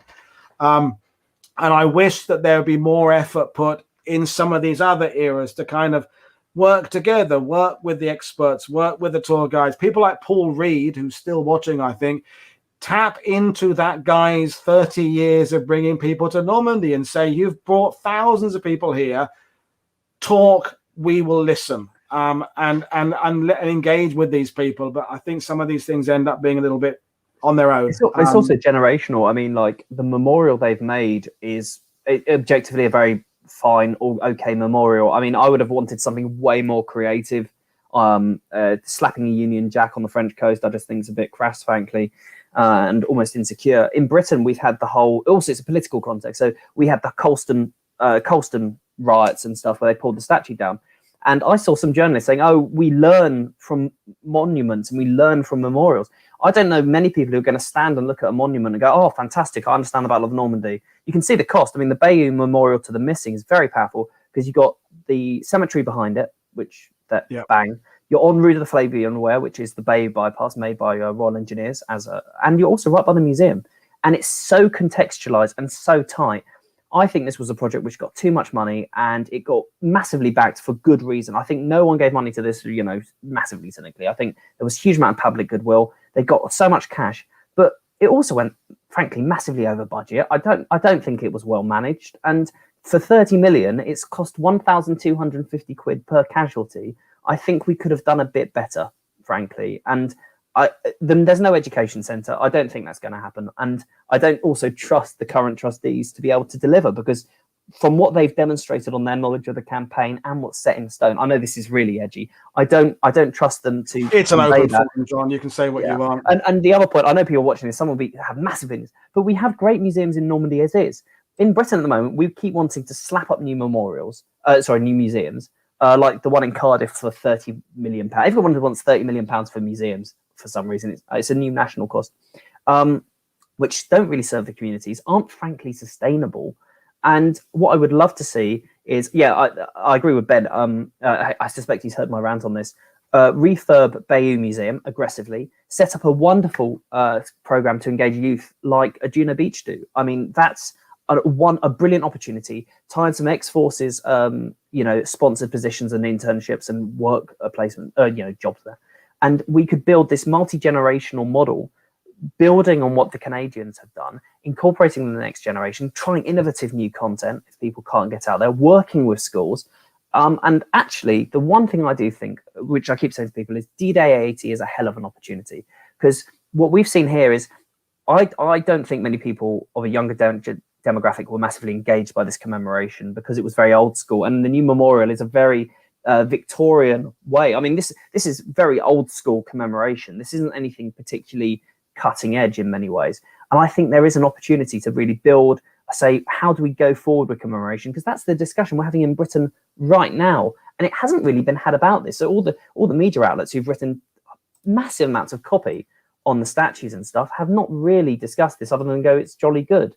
And CWGC have done this for years. I mean, CWGC have been pushing the commemoration and stuff. Bayeux was the center, and I'm not sure the location's quite right, but then again, I mean, it's happened now, and so we will have to embrace it. And as Colin Taylor is saying, I'm not going to be against it completely. I just think maybe it could have been tightened. It could have been more involved with people. But it's not hopefully they will be open to some comments and there'll be visitors' books. I mean, that's the modern way. There'll be some kind of, what did you think about your visit? And when people start to engage, they will start to pass on some constructive criticism. And because we have to move forward together with this. And the Commonwealth War Graves Commission, as I've been doing sterling work for ages, and I feel that the coverage of this memorial about finally a way of our boys being commemorated. Well, they've been commemorated for decades. It's just in a cemetery. Anyway, we're going off on a tangent. I don't want to turn this celebration and commemoration. We'll sort it out in time. I'm 33 now. I'm sure by the time we're 80, we'll have the right names on. To be a bit positive about something, favorite 53rd Division veteran story that you were told about D-Day? I know they were devolved on D, but something about this day that kind of an encounter with a veteran that makes you smile when you think about the events of 77 years ago. Actually, the one, it's a slightly weird one. It's a Cam Loan officer, and Donald Albert Duncan. I'm sort of going to give a massive spoiler away on this. I firmly believe Donald Albert Duncan wrote the finest book about fighting in Normandy. And I suspect most people haven't heard of it here. A few will have done. Duncan served in 4th Battalion Welsh Regiment. He was sent over. He was originally basically rejected for overseas service and stuff, and managed to wrangle his way over and qualify as Cam Loan. And on 6 June, they were in the Maple Leaf Club in London. They had a bit of leave. And when the news arrived, one of the other officers basically went, "Oh, what's everyone going to do? It's D-Day. What's going to happen?" Now, Duncan had slightly sort of almost a weird premonition. And then he leaps up, grabs the sword, brandishes sort of his magic sword and thing, and goes, "To win that victory medal." And all the Canadians go wild. They're all cheering, hollering, slapping pints together and so on. Duncan gets killed about 6 weeks later in Normandy when going and checking on his men in the forward slit trench when a burst of MG fire whips over and hits him. It's deeply symbolic of what happened to a lot of them. And they were over them. They were basically, you've got a formation which has sat on its arse in Britain for 4 or 5 years. They were undersupplied. They've been bored. They're still made up, broadly speaking, of about, probably each battalion's got about 5 to 40% Welsh troops or regional British troops, according to where they're from. And the news that they're then definitely going to go to France and things are definitely kicking off over there was fantastic. And it wasn't, though, the big stuff isn't for a few days afterwards. It's when they're marching to the docks. They had EastEnders coming out to them, giving them cakes, beers, money, sarnies, when the columns are waiting to embark. And they're looking at the wrecked buildings flattened by V1s. And one civilian looks at one soldier and says, "Give Jerry one for me." And the bloke shakes his hand and says, "I will." And then as they go out to Normandy, the dockers would just fire all the horns of all the cranes down the Thames as they rolled down there. Hopefully I'm going to put damn clips and stuff online from there soon. But for me, a lot of them, they were hugely hyped up for it. And then when the departure comes, it's a complete sort of flat thing. Yeah. Because all the Vanguard troops, they've gone. There's been all that fanfare, all that excitement and stuff. And other soldiers had civilians slapping them on the shoulders going, oh, fantastic, we're doing so well, well done, we've invaded, yeah, we're taking flight to Jerry. And these British soldiers going, oh, hold on, I'm in Britain. I'm not positively contributing to this. So it's a really weird time for the follow-up troops. But it's a really important time because it foreshadows what's going to come next. And that campaign's going to just escalate. It doesn't sort of tone down. This is just the first 5 minutes of as Ian Daglish said to me, the first 5 minutes of a 90-minute football match is 6 June. It's both sides sizing each other up before they go and properly get stuck to it. Yeah, and we've said it time and time again here. It's so important to cover the inland battles, and we will be covering the inland battles. And but as you said, so you're contradicting ourselves there. June the 6th is the opportunity to speak to the public. That's the year, the time of the year when the BBC, the news corporations do pay attention. You might get the newspaper headline, you might get the mention on the 5 o'clock local news, and it's how those people refer to it, how they use a modern interpretation of it to try and get across to people what's going on. It can't be seen as just old people getting on buses going to Normandy. That's not going to help anybody. Paul Reed's saying how engaged kids are when they come here, but I think somehow the media is misrepresenting what happens in Normandy, and the reenactor element maybe is a complication. That let's not go down that potential rabbit hole. I said rabbit hole. Have a drink, David. But it is complicated. And there's lots more to talk about with regards to how Normandy is commemorated. And Sam Cowan's got lots of strong opinions. So has David. So lots of other people watching this. So we'll see how it goes. And John, you're brilliant. And we will do some more stuff about the inland campaign and the 53rd Welsh. And it is staggering that there are people who haven't heard of the 49th West Riding Division or the 53rd Welsh or the 57th Staffordshire and the American units, the 79th, the 90th, the 9th. It's all about the first wave, and those guys were incredible, but there are an incredible more number of people who came in later, and something like 2 million Allied soldiers came through, and different when they arrived in August. They're arriving to that reality. Some of the French now, they've kind of run out of lucky strikes given them to by D-days, and they're realizing their fields are full of craters, and there's all the apple trees are blown up, and they've got to hang on. How am I going to? And they're on the take as well, and relations with civilians is really that's a hell of a topic. Falaise, the Welsh soldiers liberate villages for the first time, and they expect a warm, happy welcome. And there's just like a farmer sat by the body of his wife and children, and they're going past this in columns and just going, oh, God, that was we requested that artillery. What's happened here? But then they also sometimes pass an old woman who shrugs and goes, and this is quoted by a few soldiers. You have to break a few eggs to make an omelette, and there is that attitude. It's such a complex. And oddly enough, one of my favorite ones, which is quite naughty, was when they were on leave in Bayeux. They saw on the signs these frontline infantrymen. I think in Two Monmouths it may have been. Maurice Lanks, been in action for quite a while, and they finally rotated into Lob. Then they have a day's pass, so they go back to the rear, and they're sitting in a cafe, and then you notice on the window when they pay, the waiter taps a sign. He goes, aha, and it says it's customary in France to tip the waiter. So they did. They tipped the waiter and the entire cafe out the window, smashed the whole place off, and then started back without paying because they thought, well, we've more than paid for our meal in our mate's blood, and it's. Stuff like that doesn't build good relations. And we need to address that. There was a darker side of things, and the myth of the liberating GI, the liberating Tommy. There's another side of it, and there was a sidebar conversation earlier on about the French occupation. And sure, we're not going to ignore the fact there were some French who profited out of the occupation, and many thousands who were killed during the occupation, and some Allied soldiers didn't perform well in combat, and some performed exceptionally well in combat. Life isn't binary. Not every Allied soldier was a hero. Not every German soldier was a villain. Not every civilian was for or against. The interest is in the grey area. It's in the nuance. You've got civil affairs running around trying to sort everything out. I mean, probably one of the coolest things. If anyone here is watching, you want a good 10 minutes to dig. Google the Aga Khan stables near. I think it's Pont de Uli near Falaise, and look at that and the post-war pedigree of that place, that was only saved because the German army had orders to loot every single horse in Normandy. Someone, who I desperately want to know who it was, ignored that order. They left the blood mares and the foals and a load of other horses. And when 12th Corps Civil Affairs arrived, they gave, all the animals were quickly cared for and fed. And this helped build some of the most important racing stock post-war. And Civil Affairs, their work is, honestly amazing. And if you talk to modern military planners, they often look at the Civil Affairs stuff and go, these people are doing astonishing work. We could learn so much from them, and we should. So we sometimes hyperfixate on the bad side, but we don't look at the other people working to offset that, make it right, sort people out, bring them to justice, which is sometimes tricky on legal grounds with court-martials, oddly enough. Yeah. Which is yeah.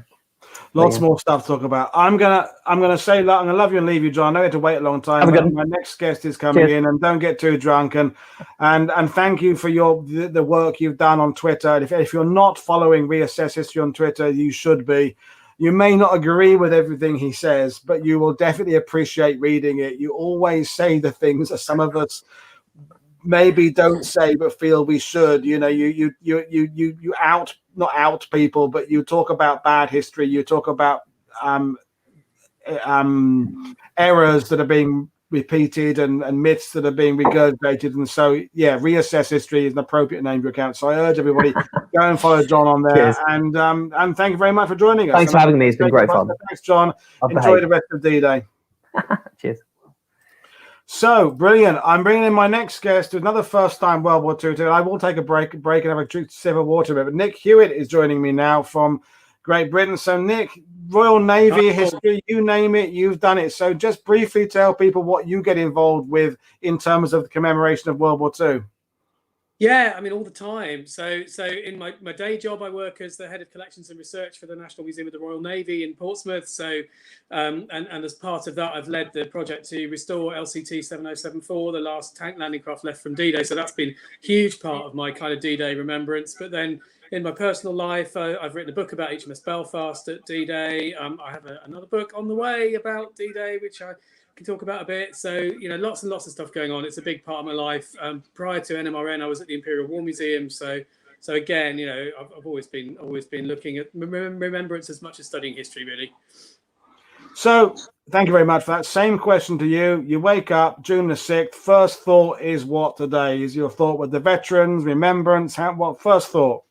It's always with the veterans, Paul, to be honest. And I think, in every one of my jobs. So I got into museums really when the First World War generation was starting to disappear. We were starting to lose them.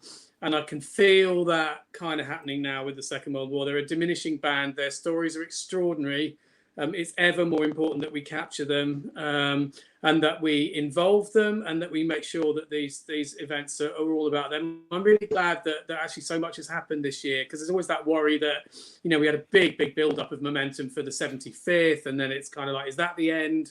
I think we've got, really just a few more years to really show our thanks and our appreciation for what they did, but also to learn from them and capture their experiences and stories. Yeah, and we should make sure we take the best advantage of these last 2 or 3 years and see what it is we want from the veterans, not that we're demanding. How can we best use them? Not use them, that's not the right word. Best incorporate them into how we're going to move forward. And what do they want in terms of pushing things forward? The few veterans that I still am in contact with, Jim Martin and people like that, that they often have been to ceremonies, they've been to Normandy anniversaries, they've got very important and valid feelings about how things should go forward. And we will have to cross over this hurdle of the veterans being here and not being here. And there's been conversations in a sidebar about the commercialization of Normandy and the commercialization of this. And it sounds a bad word when you say it in that way, but then at the same point, things like the D-Day story, things like the museum, without the museums, which are in a sense commercial, without souvenir shops selling books, I don't know quite. Commercialization doesn't necessarily have to be a bad thing. It's how it's managed. It's as Sam Cowan saying earlier, how all these parties come together to manage it, how the tour operators, how the historians, and so. But tell us about the for those who don't know, the restoration project of getting this incredible vessel back up. So tell us briefly what was involved and how they can find out more. Very, very briefly in a nutshell, it was my first job for NMRN. I joined the museum at the end of 2013, and in 2014 they sent me up to what, in the nicest possible way, no offense to anyone, was not the nicest part of Birkenhead, to look at this very sorry-looking funnel sticking out of the water, and that was LCT 7074, then known as the club ship Landfall. After the Second World War, she'd been turned into a floating nightclub at the end of her career, and had a bit of a career doing that. Somebody had attempted to restore her, and then she had collapsed basically and sunk.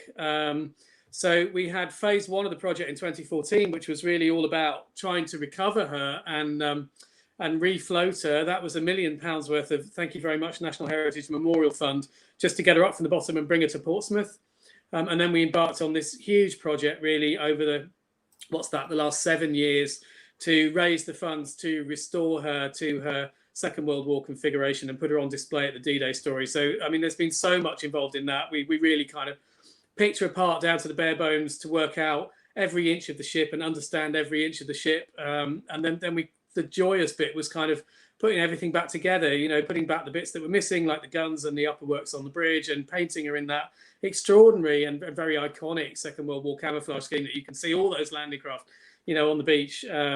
And then that epic move in the middle of a pandemic to get her round by sea and then up onto the road and down to the D-Day story. So we're working in partnership with the D-Day story, which is run by Portsmouth City Council, because right at the beginning we thought we've got this extraordinary asset, but to give her that proper tri-service D-Day context, that's the best place for her to be. So we always kind of wanted to have her down there. It wasn't easy, but it was an enormous privilege. And she's now finally open to the public through a ticket in the D-Day stories. You go there, you get a ticket for the museum, and that gets you LCT 7074 as well. So, and you can't miss her. If you get to South Sea Seafront, you cannot miss her. You can't miss it. Bloody great LCT sitting there. And I think without bringing up John's points about the Versailles Memorial, for my kind of distant following of what was going on with the D-Day story, it was a very collaborative affair. You had people like Stephen Fisher, who knows what he knows about what he doesn't know about the Operation Neptune isn't worth knowing. An incredible guy, and you brought in historians, you brought in people who understand the structural side of things. And it was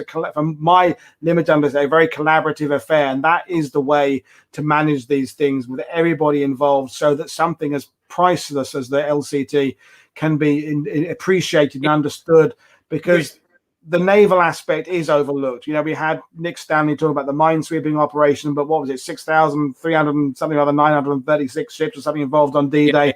And we understand the ground forces because we can see a field where something happened in. We can see the monument, we see bullet holes on church walls and walls. But when you look out the sea and tell people there were 6,000 ships out there, I struggle myself to actually picture 6,000 ships. I kind of add them with my head, and I get to about 50, and my brain goes, no, I can't do anymore. I can't take it on board. So something like an LCT, and I want to shout out as well to Steve Hale's work. They're trying to get the last whaleback HSL 1860 air sea rescue launch that's in 3 parts restored and they're currently recovering it. And he said, I said I'd give him a shout out tonight. That's their Facebook page. Search on Facebook for whaleback HSL 186 or the work of Steve Hale. It's come up in our previous shows the last couple of weeks, the incredible role of air sea rescue in pulling people out of the water, both RAF crews and Luftwaffe crews and from lost naval ships. So this is another thing that's coming out there. And while we're talking about these incredible museums, as John's throwing around, 30 million for a museum here, 30 million for a museum there, there are, to me, these incredible projects that perhaps need a bit more funding to actually get artifacts up and restored, and maybe spend some of the money on that rather than brushed aluminium window frames for a museum. But we're going into a different subject there. But what's the future with you? I mean, what's your book about? Tell us about your new book. So my I mean, all your words were just music to my ears, really. So I'm writing a book now about Normandy as a naval battle, basically, because as you say, the naval side is over. If you go through all the books, and I think I've literally read nearly all of them now, the sailors are only there on the 6th of June, and mostly they're driving landing craft. if you get them at all. And then we switch to the land battle, and that's it. That's the end of sailors. The sailors' job starts before the soldiers. There is a long battle to secure the channel and really dominate the channel. Before you can do D-Day, you have to do that first. And then after D-Day is successfully delivered, you've then got this long battle to supply the troops, reinforce the troops, support them with bombardment fire and all this stuff. There is a long naval action that is incredibly dangerous, incredibly complex, and requires a phenomenal number of sailors and ships. So it's a great story, and I'm thoroughly enjoying doing it. And you know, it's a huge story. It's what you leave out is always the question with these things. Yeah, and yeah, the air power people say, you think the Navy's ignored, the air power's ignored, the Navy think the air power get. It's the same thing that was the service rivalry back in World War II. But it definitely, from a tour guide's point of view, it's harder to kind of get across the Navy side of things than it is the ground operations. It's people can take on board what they can physically see there. There's a tree line there. 20 guys got killed between us and that tree line. That makes sense. But just say pointing at a bit of grey, wobbly water is much more difficult. I think the D-Day story does some great work. I was last there a year and a half ago, and some of the holographic kind of presentations there and the video presentations, it's much more dynamic than it used to be. So again, I would say you can tell the sailors' stories. It just requires, you know, there are sailors in the cemeteries. You can go and see the targets that they shelled on the 6th, and you can literally see the impact of naval gunnery. The stories are there, but I agree, it's not as clear, is it, as you would get with a land battle. Yeah, it's all about the skills of communication. I mean, we talk about it all the time. I mean, there are good tour guides and there are good tour guides. There are good historians, bad historians, lecturers. It's about communication. If your audience eyes glaze over and you know, then move on. Tell something. You're whatever you're saying. It's not them. It's you. You're not meeting them in the middle. And you know, we all have people who know less or know more, and people are going to museums. Some know everything about World War II, some know nothing. And so museum or tour guide or book, you know, do you try and attempt to be a one size fits all thing, or do you try and accommodate everybody? It's important, but it's always a difficult balance to strike. And from my point of view, I like talking about the Navy. I know nothing about it. I don't do like Alina does on History Hack and keep referring to everything as boats. I know that's not right, and Alina does that for a joke now. But you know, I don't know much. A cousin of mine was on HMS Belfast in the 60s. Like, I know a little bit about Belfast. Really? Petty officer. But yeah, anyway. So yeah, your book, you're on Twitter. Look for Nick Hewitt on Twitter. Find me, find you there. Well, you're welcome back on World War II TV to come and talk about your work with the Navy, and perhaps we could do a panel discussion or something at some point with some other experts. Stephen Fisher needs to come back on again. He was on this time about June the 6th last year, but I haven't had him on since. We've talked about it, but never quite. His knowledge is extraordinary. We could not have done absolutely LCT without Steve. So.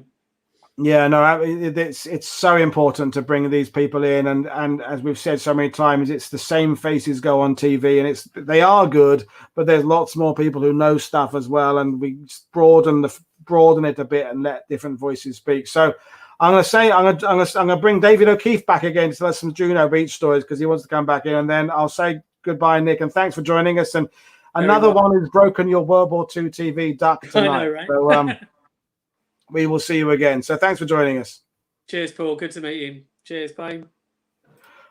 Right. Before I bring David, I'm just going to take a brief break and just say thank you very much for sticking with us for 2.5 hours. I'll do about half an hour, I think. I'm not sure who else may or may not be available, but David's going to come on and tell us some Juno Beach stories. If there is anything else watching, we haven't had any Americans on for a while. If anyone wants to come on and talk about a veteran in their family or a story or something else, please. I tried to get Chad on. Chad's got a sore throat. My Australian mate Warwick's going out for a part, so I'll try and get someone on. But right now, I'm going to bring David O'Keefe back on again. And yeah, hi, David, again. So you said you were going to, in the chat there to me, you were going to tell me or tell us, the viewers, 3 Juno Beach stories that you think they would appreciate. Yeah, they're kind of the experiences I've had. I mean, you've asked the question today, what does, D-Day mean to you? And of course, like most people who weren't there, we get our appreciation through what we've read and what we've seen and, you know, the drama of that particular day. And of course, you know, for me, I always think about it on the 5th when the sun goes down, because, you know, and I've been asked this question many times, right, as a historian, if you could be anywhere in history at any time, where would it be? And well, I'd be in a plane just about to jump out over Normandy. I mean, that would be my big thing. I don't care which airborne unit, but I'd be in it. And the next morning, it's just the awakening at dawn and understanding what was at stake on that morning. In other words, if things go wrong, this world does turn into a different place, regardless of how we want to see that play out. It is going to be different if D-Day fails. And of course, the campaign later on. And that brought me, of course, and you know, I've done a lot of documentaries and written a few books and whatever else. And like you, I've met a few veterans over the years.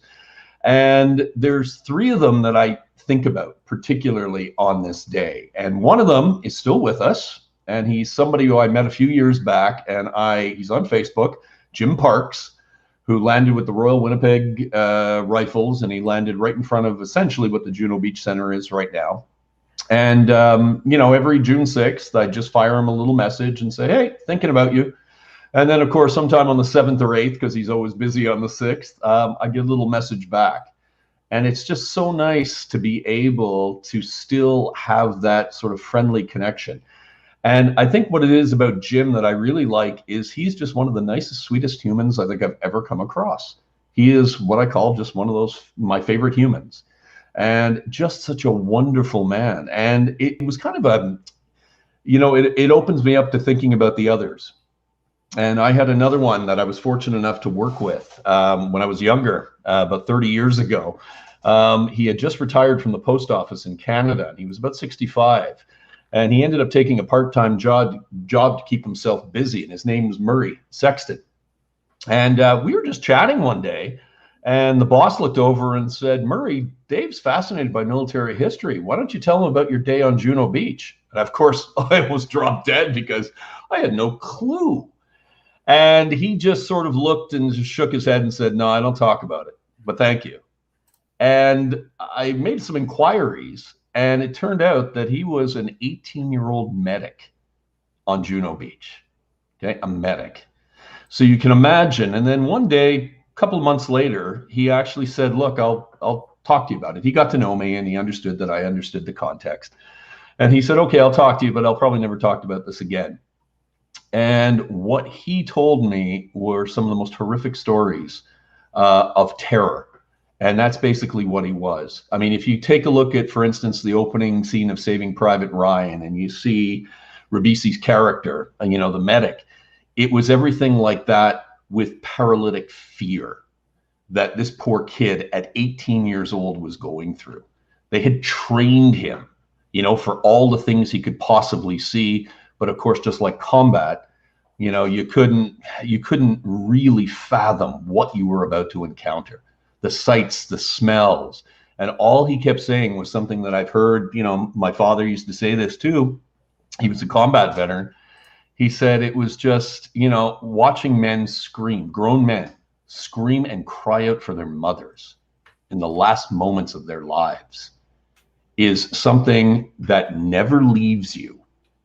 And you can imagine how it was, you know, all these years later, sitting there talking to him and realizing, you know, I teach now and my students are 18, you know, and to imagine that these kids, and, you know, my kids are just a bit older, you know, having to go through that. You know, 77 years ago, this is your initiation to combat, watching all these people around you ripped apart, and you are the one that is supposed to, you know, try to patch them back. I mean, that's something that never has escaped me. And then, of course, the other one was somebody by the name of Bill Bettridge, Boots Bettridge, who I was fortunate enough to travel with for 2 weeks when we were shooting Bloody Victory and Bloody Normandy for History Television in Canada about 15 years ago.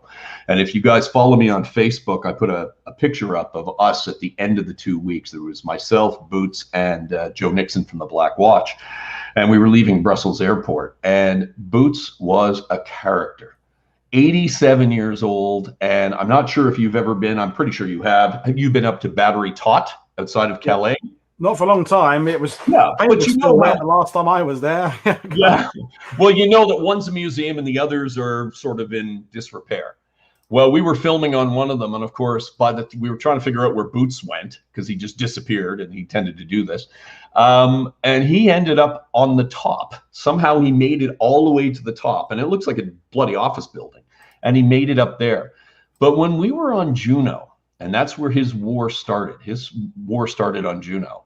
He told me something that I think has really stuck with me and was something that I've tried to get across. The message I've tried to get across in the books I've read and the teaching I do is about the chaotic nature of war and just how bloody fragile we are.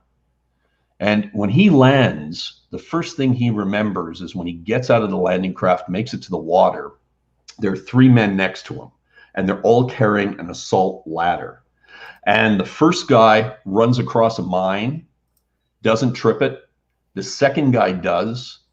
And as it goes up, I believe it was the third guy who ends up getting it. And he looks around, and the poor man has literally been stripped of his skin.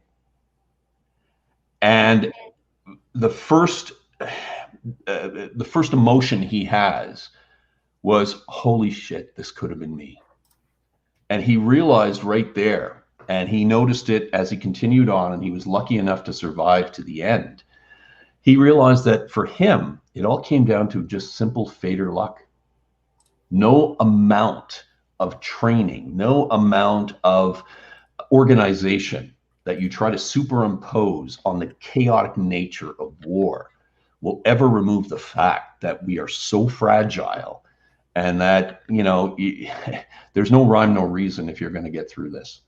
Yeah. And so these, you know, these are the emotional parts of this journey that, you know what it's like. You're a historian like me.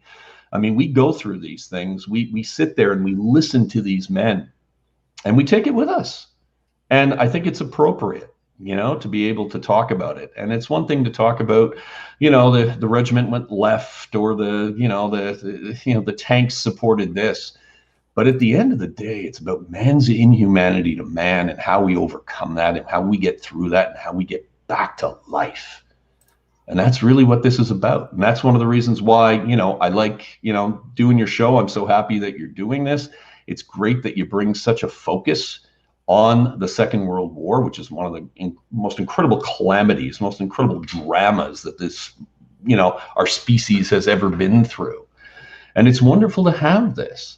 And of course, it's, you know, it's always fun to take the piss out of you in the chat too. So yeah, no, I wouldn't expect anything else now. And I know, talk that thing about fate when we talked about when we had Strategic Bombing Week a couple of weeks ago, and incredible. You know, the amount of time it took to train a B-17 pilot or a Halifax bomber pilot, and yet you go in combat and you could just get killed through no fault of your own or the crew around you, just because of bad luck.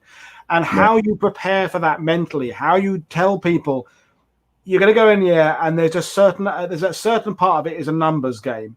Now, I get that on the beaches in tanks, you kind of have the feeling that some of your destiny's in your own hands. And it's about what you do. Do I go behind that bit of brick or that behind a bit of brick? You feel a bit more in control until you hit a mine. Until you hit mine, and one of the stories tour guys like me do on Omaha Beach on Dog White, for example, is LCVP 71 that came ashore on Dog White. That the first 3 people out the landing craft, General Dutch Coter, Major Thomas Howie, and Major John Sowers. And Sowers gets killed like 15 seconds later. Howie gets killed 5 weeks later, and Coter goes on to live another 35 years and dies in 1971 or whatever it is. And they all started in exactly the same place.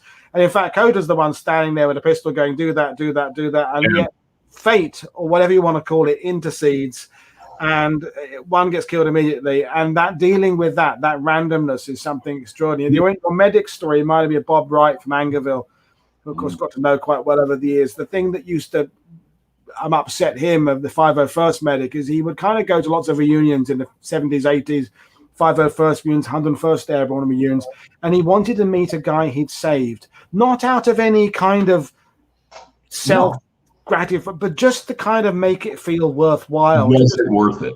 and he never met anybody. Now, bad luck. Just he wasn't at the right place. He didn't. But the reality is for these medics, and I'm sure people like Jim Parks would have experienced that, is that you can patch a guy up on day one and think, great, I've done my job. And then 3 weeks later, he's back in the line again and steps on a mine. Yeah. And sometimes they patch these guys up repeatedly. And you know, as a medic, because Bob told me that, because I'm off the record, but he's passed away now, that he almost felt like doing a worse job patching people up so they'd go back home. Because he felt that if he patched them up too well, they're back in the line again. They're just going to get shot in a month's time. So he kind of felt, so maybe I should not do quite as good. Maybe I should get a minor infection in that wound there. So he's longer in a hospital. But he didn't, of course, because he did his duty. And he was 20 years old on D-Day with 3 months training at Atlanta General Hospital. And those kind of dilemmas that we talked about is just so nuanced and complicated. And then the baggage, the baggage that stays. I mean, we always talk about PTSD as being something that's relatively recent. You know what I mean? And we talk about shell shock in World War I, battle fatigue in World War II. And I've said this before for years when it comes to World War II veterans, that because the war was a good war, it was more black and white. There was good versus evil, and we came home victorious, if you will, that somehow all that baggage was supposed to be accepted or dealt with because it was a good war. But the other thing I noticed with dealing with veterans, and this was the fascinating part, is a lot of them would open up years later during interviews and talk about the fact that they're either still having nightmares, they're taking medication, they're dealing with it.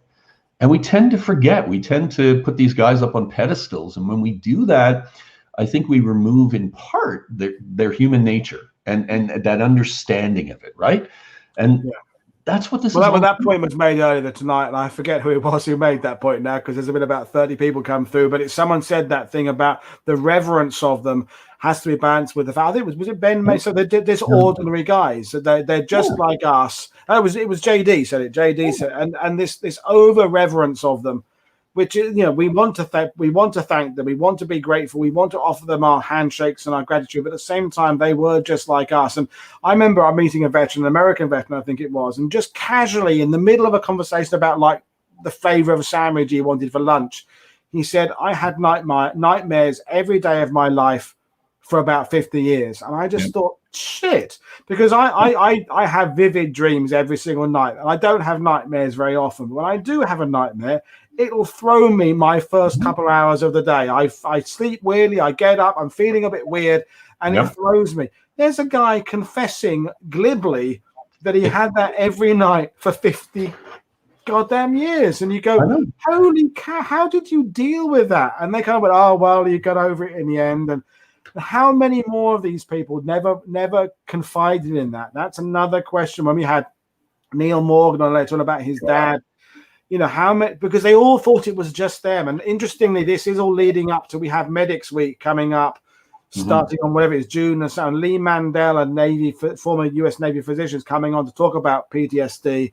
And we're going to talk about the understanding of it over the years. I think it's an important subject. But how many of these British, Canadian, American guys went back home and assumed they were the only one having the nightmares, and they didn't want to burden anybody about it, and they thought they saw the amputee victim down the road and thought, well, I'm not going to go, look at him, he's in a wheelchair, I'm not going to grumble about my headaches. These are all larger cultures of questions about culture and masculinity and progress that we've made. And at the end of the day, that's supposed to be what we're doing.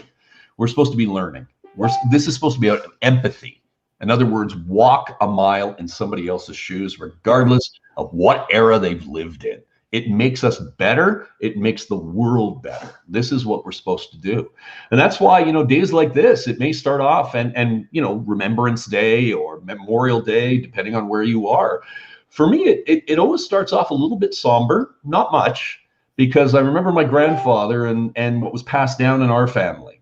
And it was, you can remember in the morning, but bloody well appreciate everything you have and live, laugh, and love. Those were the 3 words he left us with. And that was it. And that's what it's all about. You know, you've got to smile, you've got to laugh, you have to have a great time, especially on days like this when, you know, there isn't one guy who wasn't lost on that day who wouldn't trade places with us right now, you know? Yeah. Yeah, no, absolutely. You know, these are the things that this is the kind of day to talk about this. You know, I love what I do on World War II TV. We get into the analytics of a battle and the did this C company go this way or D company go that way, and they're great. And the conversations about leadership are fantastic, and the technology behind the war. But there's something very grounding about just talking about what these people went through and how it affected them. I mean, in my youth, my great uncle on Saw Beach, my great granddad was in Royal Artillery. They, without really ever telling me, they definitely instilled in me this idea of just be young and enjoy it. I never felt any pressure to go to college or not go to college, or if I wanted to be in a band or be in a band. It was all about we missed our youth. You know, we had to forego it for a while. So just do what you want. Just you know, they had a very just chilled out attitude. I never felt any pressure to follow any particular route. My granddad was a musician, and I never really took up. I mean, my younger sister, is a professional musician. I kind of didn't, but I wasn't outcast because I didn't follow the family tradition. The opposite. It was like you find what you want to do, and yeah, that when I had pink hair when I was 18 and that was a bit silly. Well, not kind of blonde and pink highlights, but that was a bit weird. But I went through that phase. No one cast me out for it or anything. So yeah, same thing in my family. I mean, the reason I'm a historian and I could follow my passion was not necessarily because I was pushed in this way. You know, I had a whole bunch of different passions. I mean, at one point I wanted to play professional baseball, I wanted to be a cop, I wanted to, you know, whatever. There was always something I wanted to do, journalist. But this is what always grounded me. And, you know, whether it comes through the family, but I always had that support, you know, always had that support. You know, whatever it is you want to do, we'll be there. And, you know, that comes from a legacy, I believe, of people who have seen the kind of horror that these men did, not only on this day, but in World War I and the other wars. You know, when somebody literally is attempting to take away your freedom of action, your freedom of thought, your freedom to live, that is something that really is one of the greatest scourges you can imagine. And, you know, it all links back to, you know, what we're doing here and what we're doing today and what you do on a daily basis, my friend. Because... Well, and the other thing, in order to continue this conversation about how history moves forward and how we take it forward, is I know that organizations like the British Legion and things like that, they struggle in some ways to bring in the younger veterans from Afghanistan, Iraq, because of the burden of the World War II veterans having fought in this, as you said it yourself, this good war, and that they aren't maybe seen in the same way. Their wars are viewed differently, and they're not joining in the numbers. And, you know, my brother-in-law, Thierry, there he is today. He represented Number 4 Commando at services in Hermanville. He was out in Bosnia. He was out there. He did his bit there. He was also French Legion and French Marine Commando. So he was in two forces, been there. That's his medals there. I'm very proud. He's my brother-in-law. He's a wonderful guy. I'm feeling emotional now. But his generation aren't quite as embraced of that veterans thing because they feel that perhaps their wars aren't quite the same. It may be that or the intensity of the combat. I've heard it from friends who have been in Afghanistan, who have been in Bosnia, some American friends who've been in Iraq, that it's funny because I remember one being asked this, probably mid-2000s, I guess it was, John Evans from the Black Watch, who had just got back. And somebody had asked him, they said, how does it feel to be a veteran? And he's sitting there next to a couple of survivors of Verrier Ridge. And he just looked and went, they were under heavy artillery. They're veterans. I'm not. And I thought, wow, what an interesting way of putting it. In other words, it's not the war necessarily. It's the intensity of the combat. Now, that's not to take away, and I don't think John was trying to take away anything from what anybody went through in Afghanistan. Because I, you know, personally, I don't think it matters what the hell is shooting at you. If it's about to kill you, it's the same. If you're in the war zone, you're in the war zone. Exactly. That's it. You know? That was his baggage that he was bringing, if you will, and his insecurity. In other words, I wasn't under rocket, mortar, and artillery fire from the SS, so therefore I didn't have it anywhere near as bad. And I thought, wow, that really says something. And that wasn't false modesty on John's part or anything else like that. I think that was a very genuine feeling about, you know, about the context historically.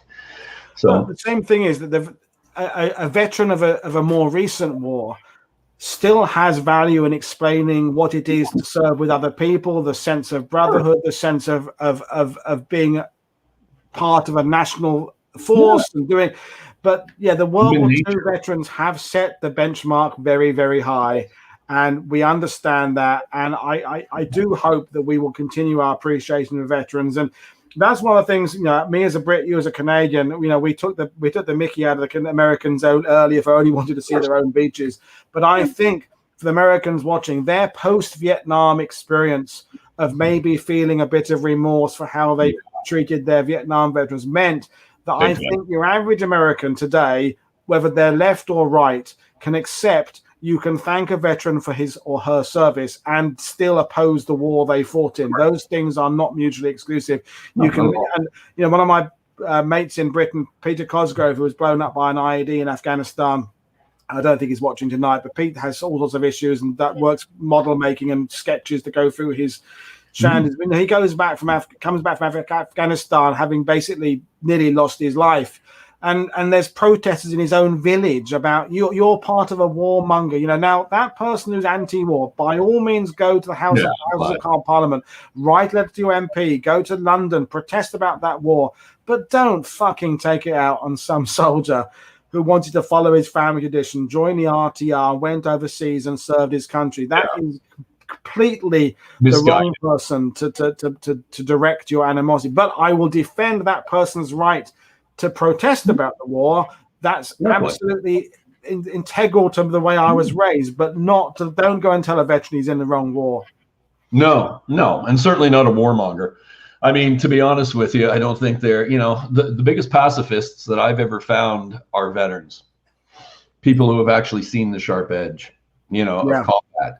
When they come back, they're done. You know, they really are done. And so, you know, that I mean, also too, what you're describing is truly the fringe. I mean, it was one thing back in the 60s in the United States and the early 70s. I just don't think we get as much of that or anywhere near as much of that in this day and age. I mean, I think it's the opposite. I mean, I've walked through airports and, you know, you see men and women in uniform now and they're getting handshakes and free beers and this and that. And that's not in Holland if you're Canadian. I mean, that's everywhere now. Yeah. No, and that's a good side of things. So there's lots of discussion, future discussions about this. I think this platform we have and you have to engage and talk to people and share these experiences and understand how we can continue to learn lessons from the past, both in that military academic study of which unit came ashore and was this raid a pinch raid or was it not a pinch raid, but also just understanding what the hell happens to people who went through combat, because that's something as much as I'm intrigued about the whys and what and wherefores of who did this, why, and what was the motivation for it, it's the whys that keep me awake at night. It's the when Phil Blood did that absolutely mesmerizing talk about leadership, that how can people get embroiled in something as awful as the SS and it become normal? How can these? I said it on the show the other day. Of all the shows you've done, that was by far the most fundamentally important for our time. Phil just beyond knocked it out of the ballpark. And it's one of those things where I will be showing that or reaching out to Phil to come and do that lecture for my students. And it is so important in this day and age. I mean, he summed up what we are going, not only what we went through, but you could see the framework of his analysis being applied to today, and that it was absolute master. He was still online 15 minutes ago. He may still be online now. I hope he isn't blushing, but probably the connection to a business matrix that could, in lesser hands, have made it seem that you're trivializing the organization. But no, just the tone was right. His little remind us every few minutes about how fucking evil the SS were. Just brilliant. Just the sinister nature, the seductive nature, right? the seductive nature of Nazism. They'll draw you in without a doubt. And that's one of the reasons why I made that comment about SS fanboys. You know, I've got no problem with people dressing up as Waffen-SS and doing reenactments and loving the guns and the tanks and whatever else. You know, no doubt. Hey, that's fine. Just don't slide down that road to accepting their ideology. You know, just know when to get off the frickin' bus. I mean, I you know, that self-examination thing is that I know when I think about myself, Mag always says I'd be a perfect person to be in an occupied country because I'm kind of a rule follower. When we had the curfews, I'm like, I have this like, if I'm not sure I'm going to get back in time, I was like, do I speed on the M13 highway and get, or do I want to get back? Because I don't like not breaking rules. She said, you'd be perfect under occupation because you do everything they told you. And I kind of know that. And I think about if I had been 14 in 1933 or 34 in Germany, I kind of think I would have got swept up in it. I think I would have wanted to fit in. I think there's that famous photo of that guy who isn't doing the salute, isn't there? That whatever that event is in 90, and you think, I don't know the backstory of that photo, but everybody else is doing this. There's one guy with his arm, and I think, could I be that guy? Would I have been morally strong enough at 15 years old to stand up and say no? I mean, one of my favorite films is Swing Kids. Yes. If you haven't seen Swing Kids, folks, Jude Law, one of his first films. It's about in the swing music boom in Berlin. That's not Berlin. It's Rebellion, Hamburg, I think, in the 30s. It is, yeah. And these they love their Benny Goodman, they love their Harry James and stuff, but they end up having to join the Hitler Youth because everybody else has. And they say, look, we're not gonna fall for it. We'll just still keep our hair long and go. And then little by little, one guy starts getting swept up in the pride and the music and the camps and the getting a dagger for this. And it's a brilliant movie. And the last scene of that, where one of the younger brothers is watching, just watch it. Find it on Netflix. Find it on Amazon Prime. Swing Kids is an incredible thing. I don't think I could have resisted that. I don't think I think I'd have been a follower of whatever the trend was. I wish I wasn't, but I kind of, you know, those people we look back and we admire those people. Colin Taylor, who's watching, Colin and I were told by Romain, a friend of ours, about this grave in the Tilly-sur-Seulles cemetery of Lerner. And Lerner was a British Army soldier, and his epitaph says, fighting the Nazis from Cable Street to Normandy, or something like that. So there he was in 1936 in London, making a stand against Oswald Mosley's black shirts and about fascism and right wing. And you think, good on you, man. And I know Paul Reed is still watching. I think Paul Reed's dad, I believe, he'll correct me if I'm wrong, was out there marching against right wing people in 1937 or 38. And you think, God, the respect for those people who could see it early, who could see it, because we can all see it now. We can all see it. But at the time, can you see it in advance?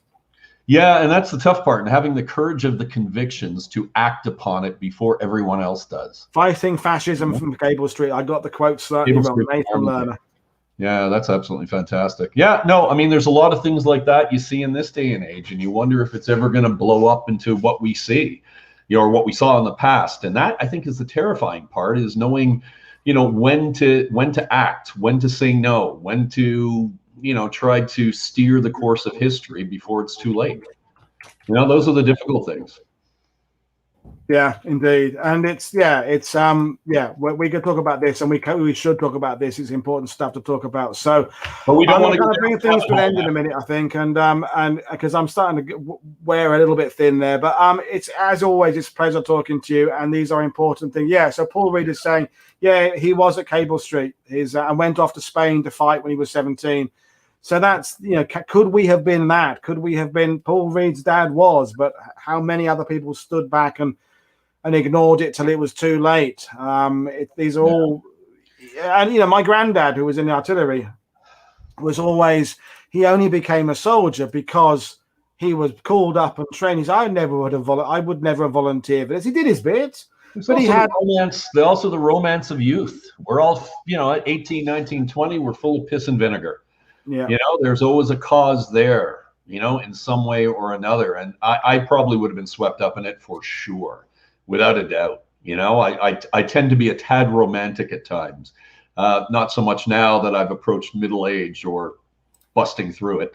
But, you know, certainly at 18 and 19 and coming from an Irish Catholic background, I have a tad of a rebel in me. So, you know, definitely I would have been pushing the envelope for sure. Well, then that's to your credit. So, well, thank you very much, David, for talking to you. I'm going to do a little bit ramble on my own for a couple of minutes, then I'll kind of bring things down. Thank you very much. Enjoy the rest of your June the 6th, and we'll see you again for whatever it is you're going to come and talk about, and in the sidebar, hassling me and insulting me and in the drinking game. So thank you very much, David. I'll speak to you again soon. Okay, bye, guys. Right. So it's just me now. I think I will be winding things up fairly soon. It's been a busy time, so you know, there we go. Yeah, I'm going to go to bed, I think. So don't forget, folks, tomorrow evening, 6 p.m. UK time, we are doing our live from OT and Buron with the incredible Mark Milner. So I'll be talking about the Canadian 9th Brigade advancing from Juno Beach towards Carpiquet Airport. And we're doing it from the Canadian point of view, not the SS Kurt Meyer point of view. We're doing it very much about what the Canadians did and his incredible book, Stopping the Panzers. And then 8th of June, Dead Man's Corner, Niels Henkerman's going to be on talking about what actually happened at that road junction between Saint-Commandement and Carenton. That'll be really good. And then the 9th of June, I forget what's on 9th of June. 9th of June is John Ontal coming on talking about Eisenhower. 10th of June, James Fenelon is coming on talking about the crossing of the Rhine. Then the 11th of June is the Manil Patri. Then we've got Orador Saglan coming up on the 14th. Basically, I'm doing a show every day for the next 2 weeks or something. So it's no rest for the wicked here. So there we are. I will see you all again sometime. I'm ending the stream now. Don't forget, check out what we're doing on Patreon. Check out all the guests we've had. Find them on Twitter. Find them on Facebook. Nick Hewitt, Jonathan Ware, David O'Keefe, Alex Black, all these guys. They're all social media users, so you can find out what they're talking about. Sam Cowan is on Facebook and Twitter, and we can talk about them.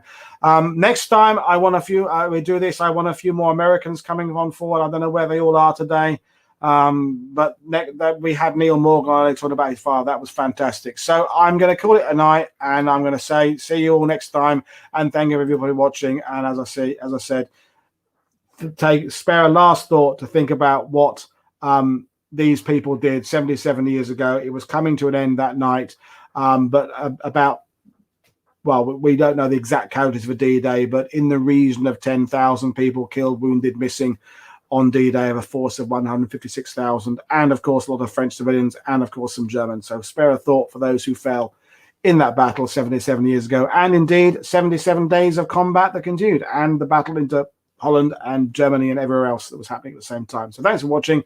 I will see you all next time. This is Paul Woodadge for World War II TV, thanking you for spending your evening or afternoon with me. Thank you.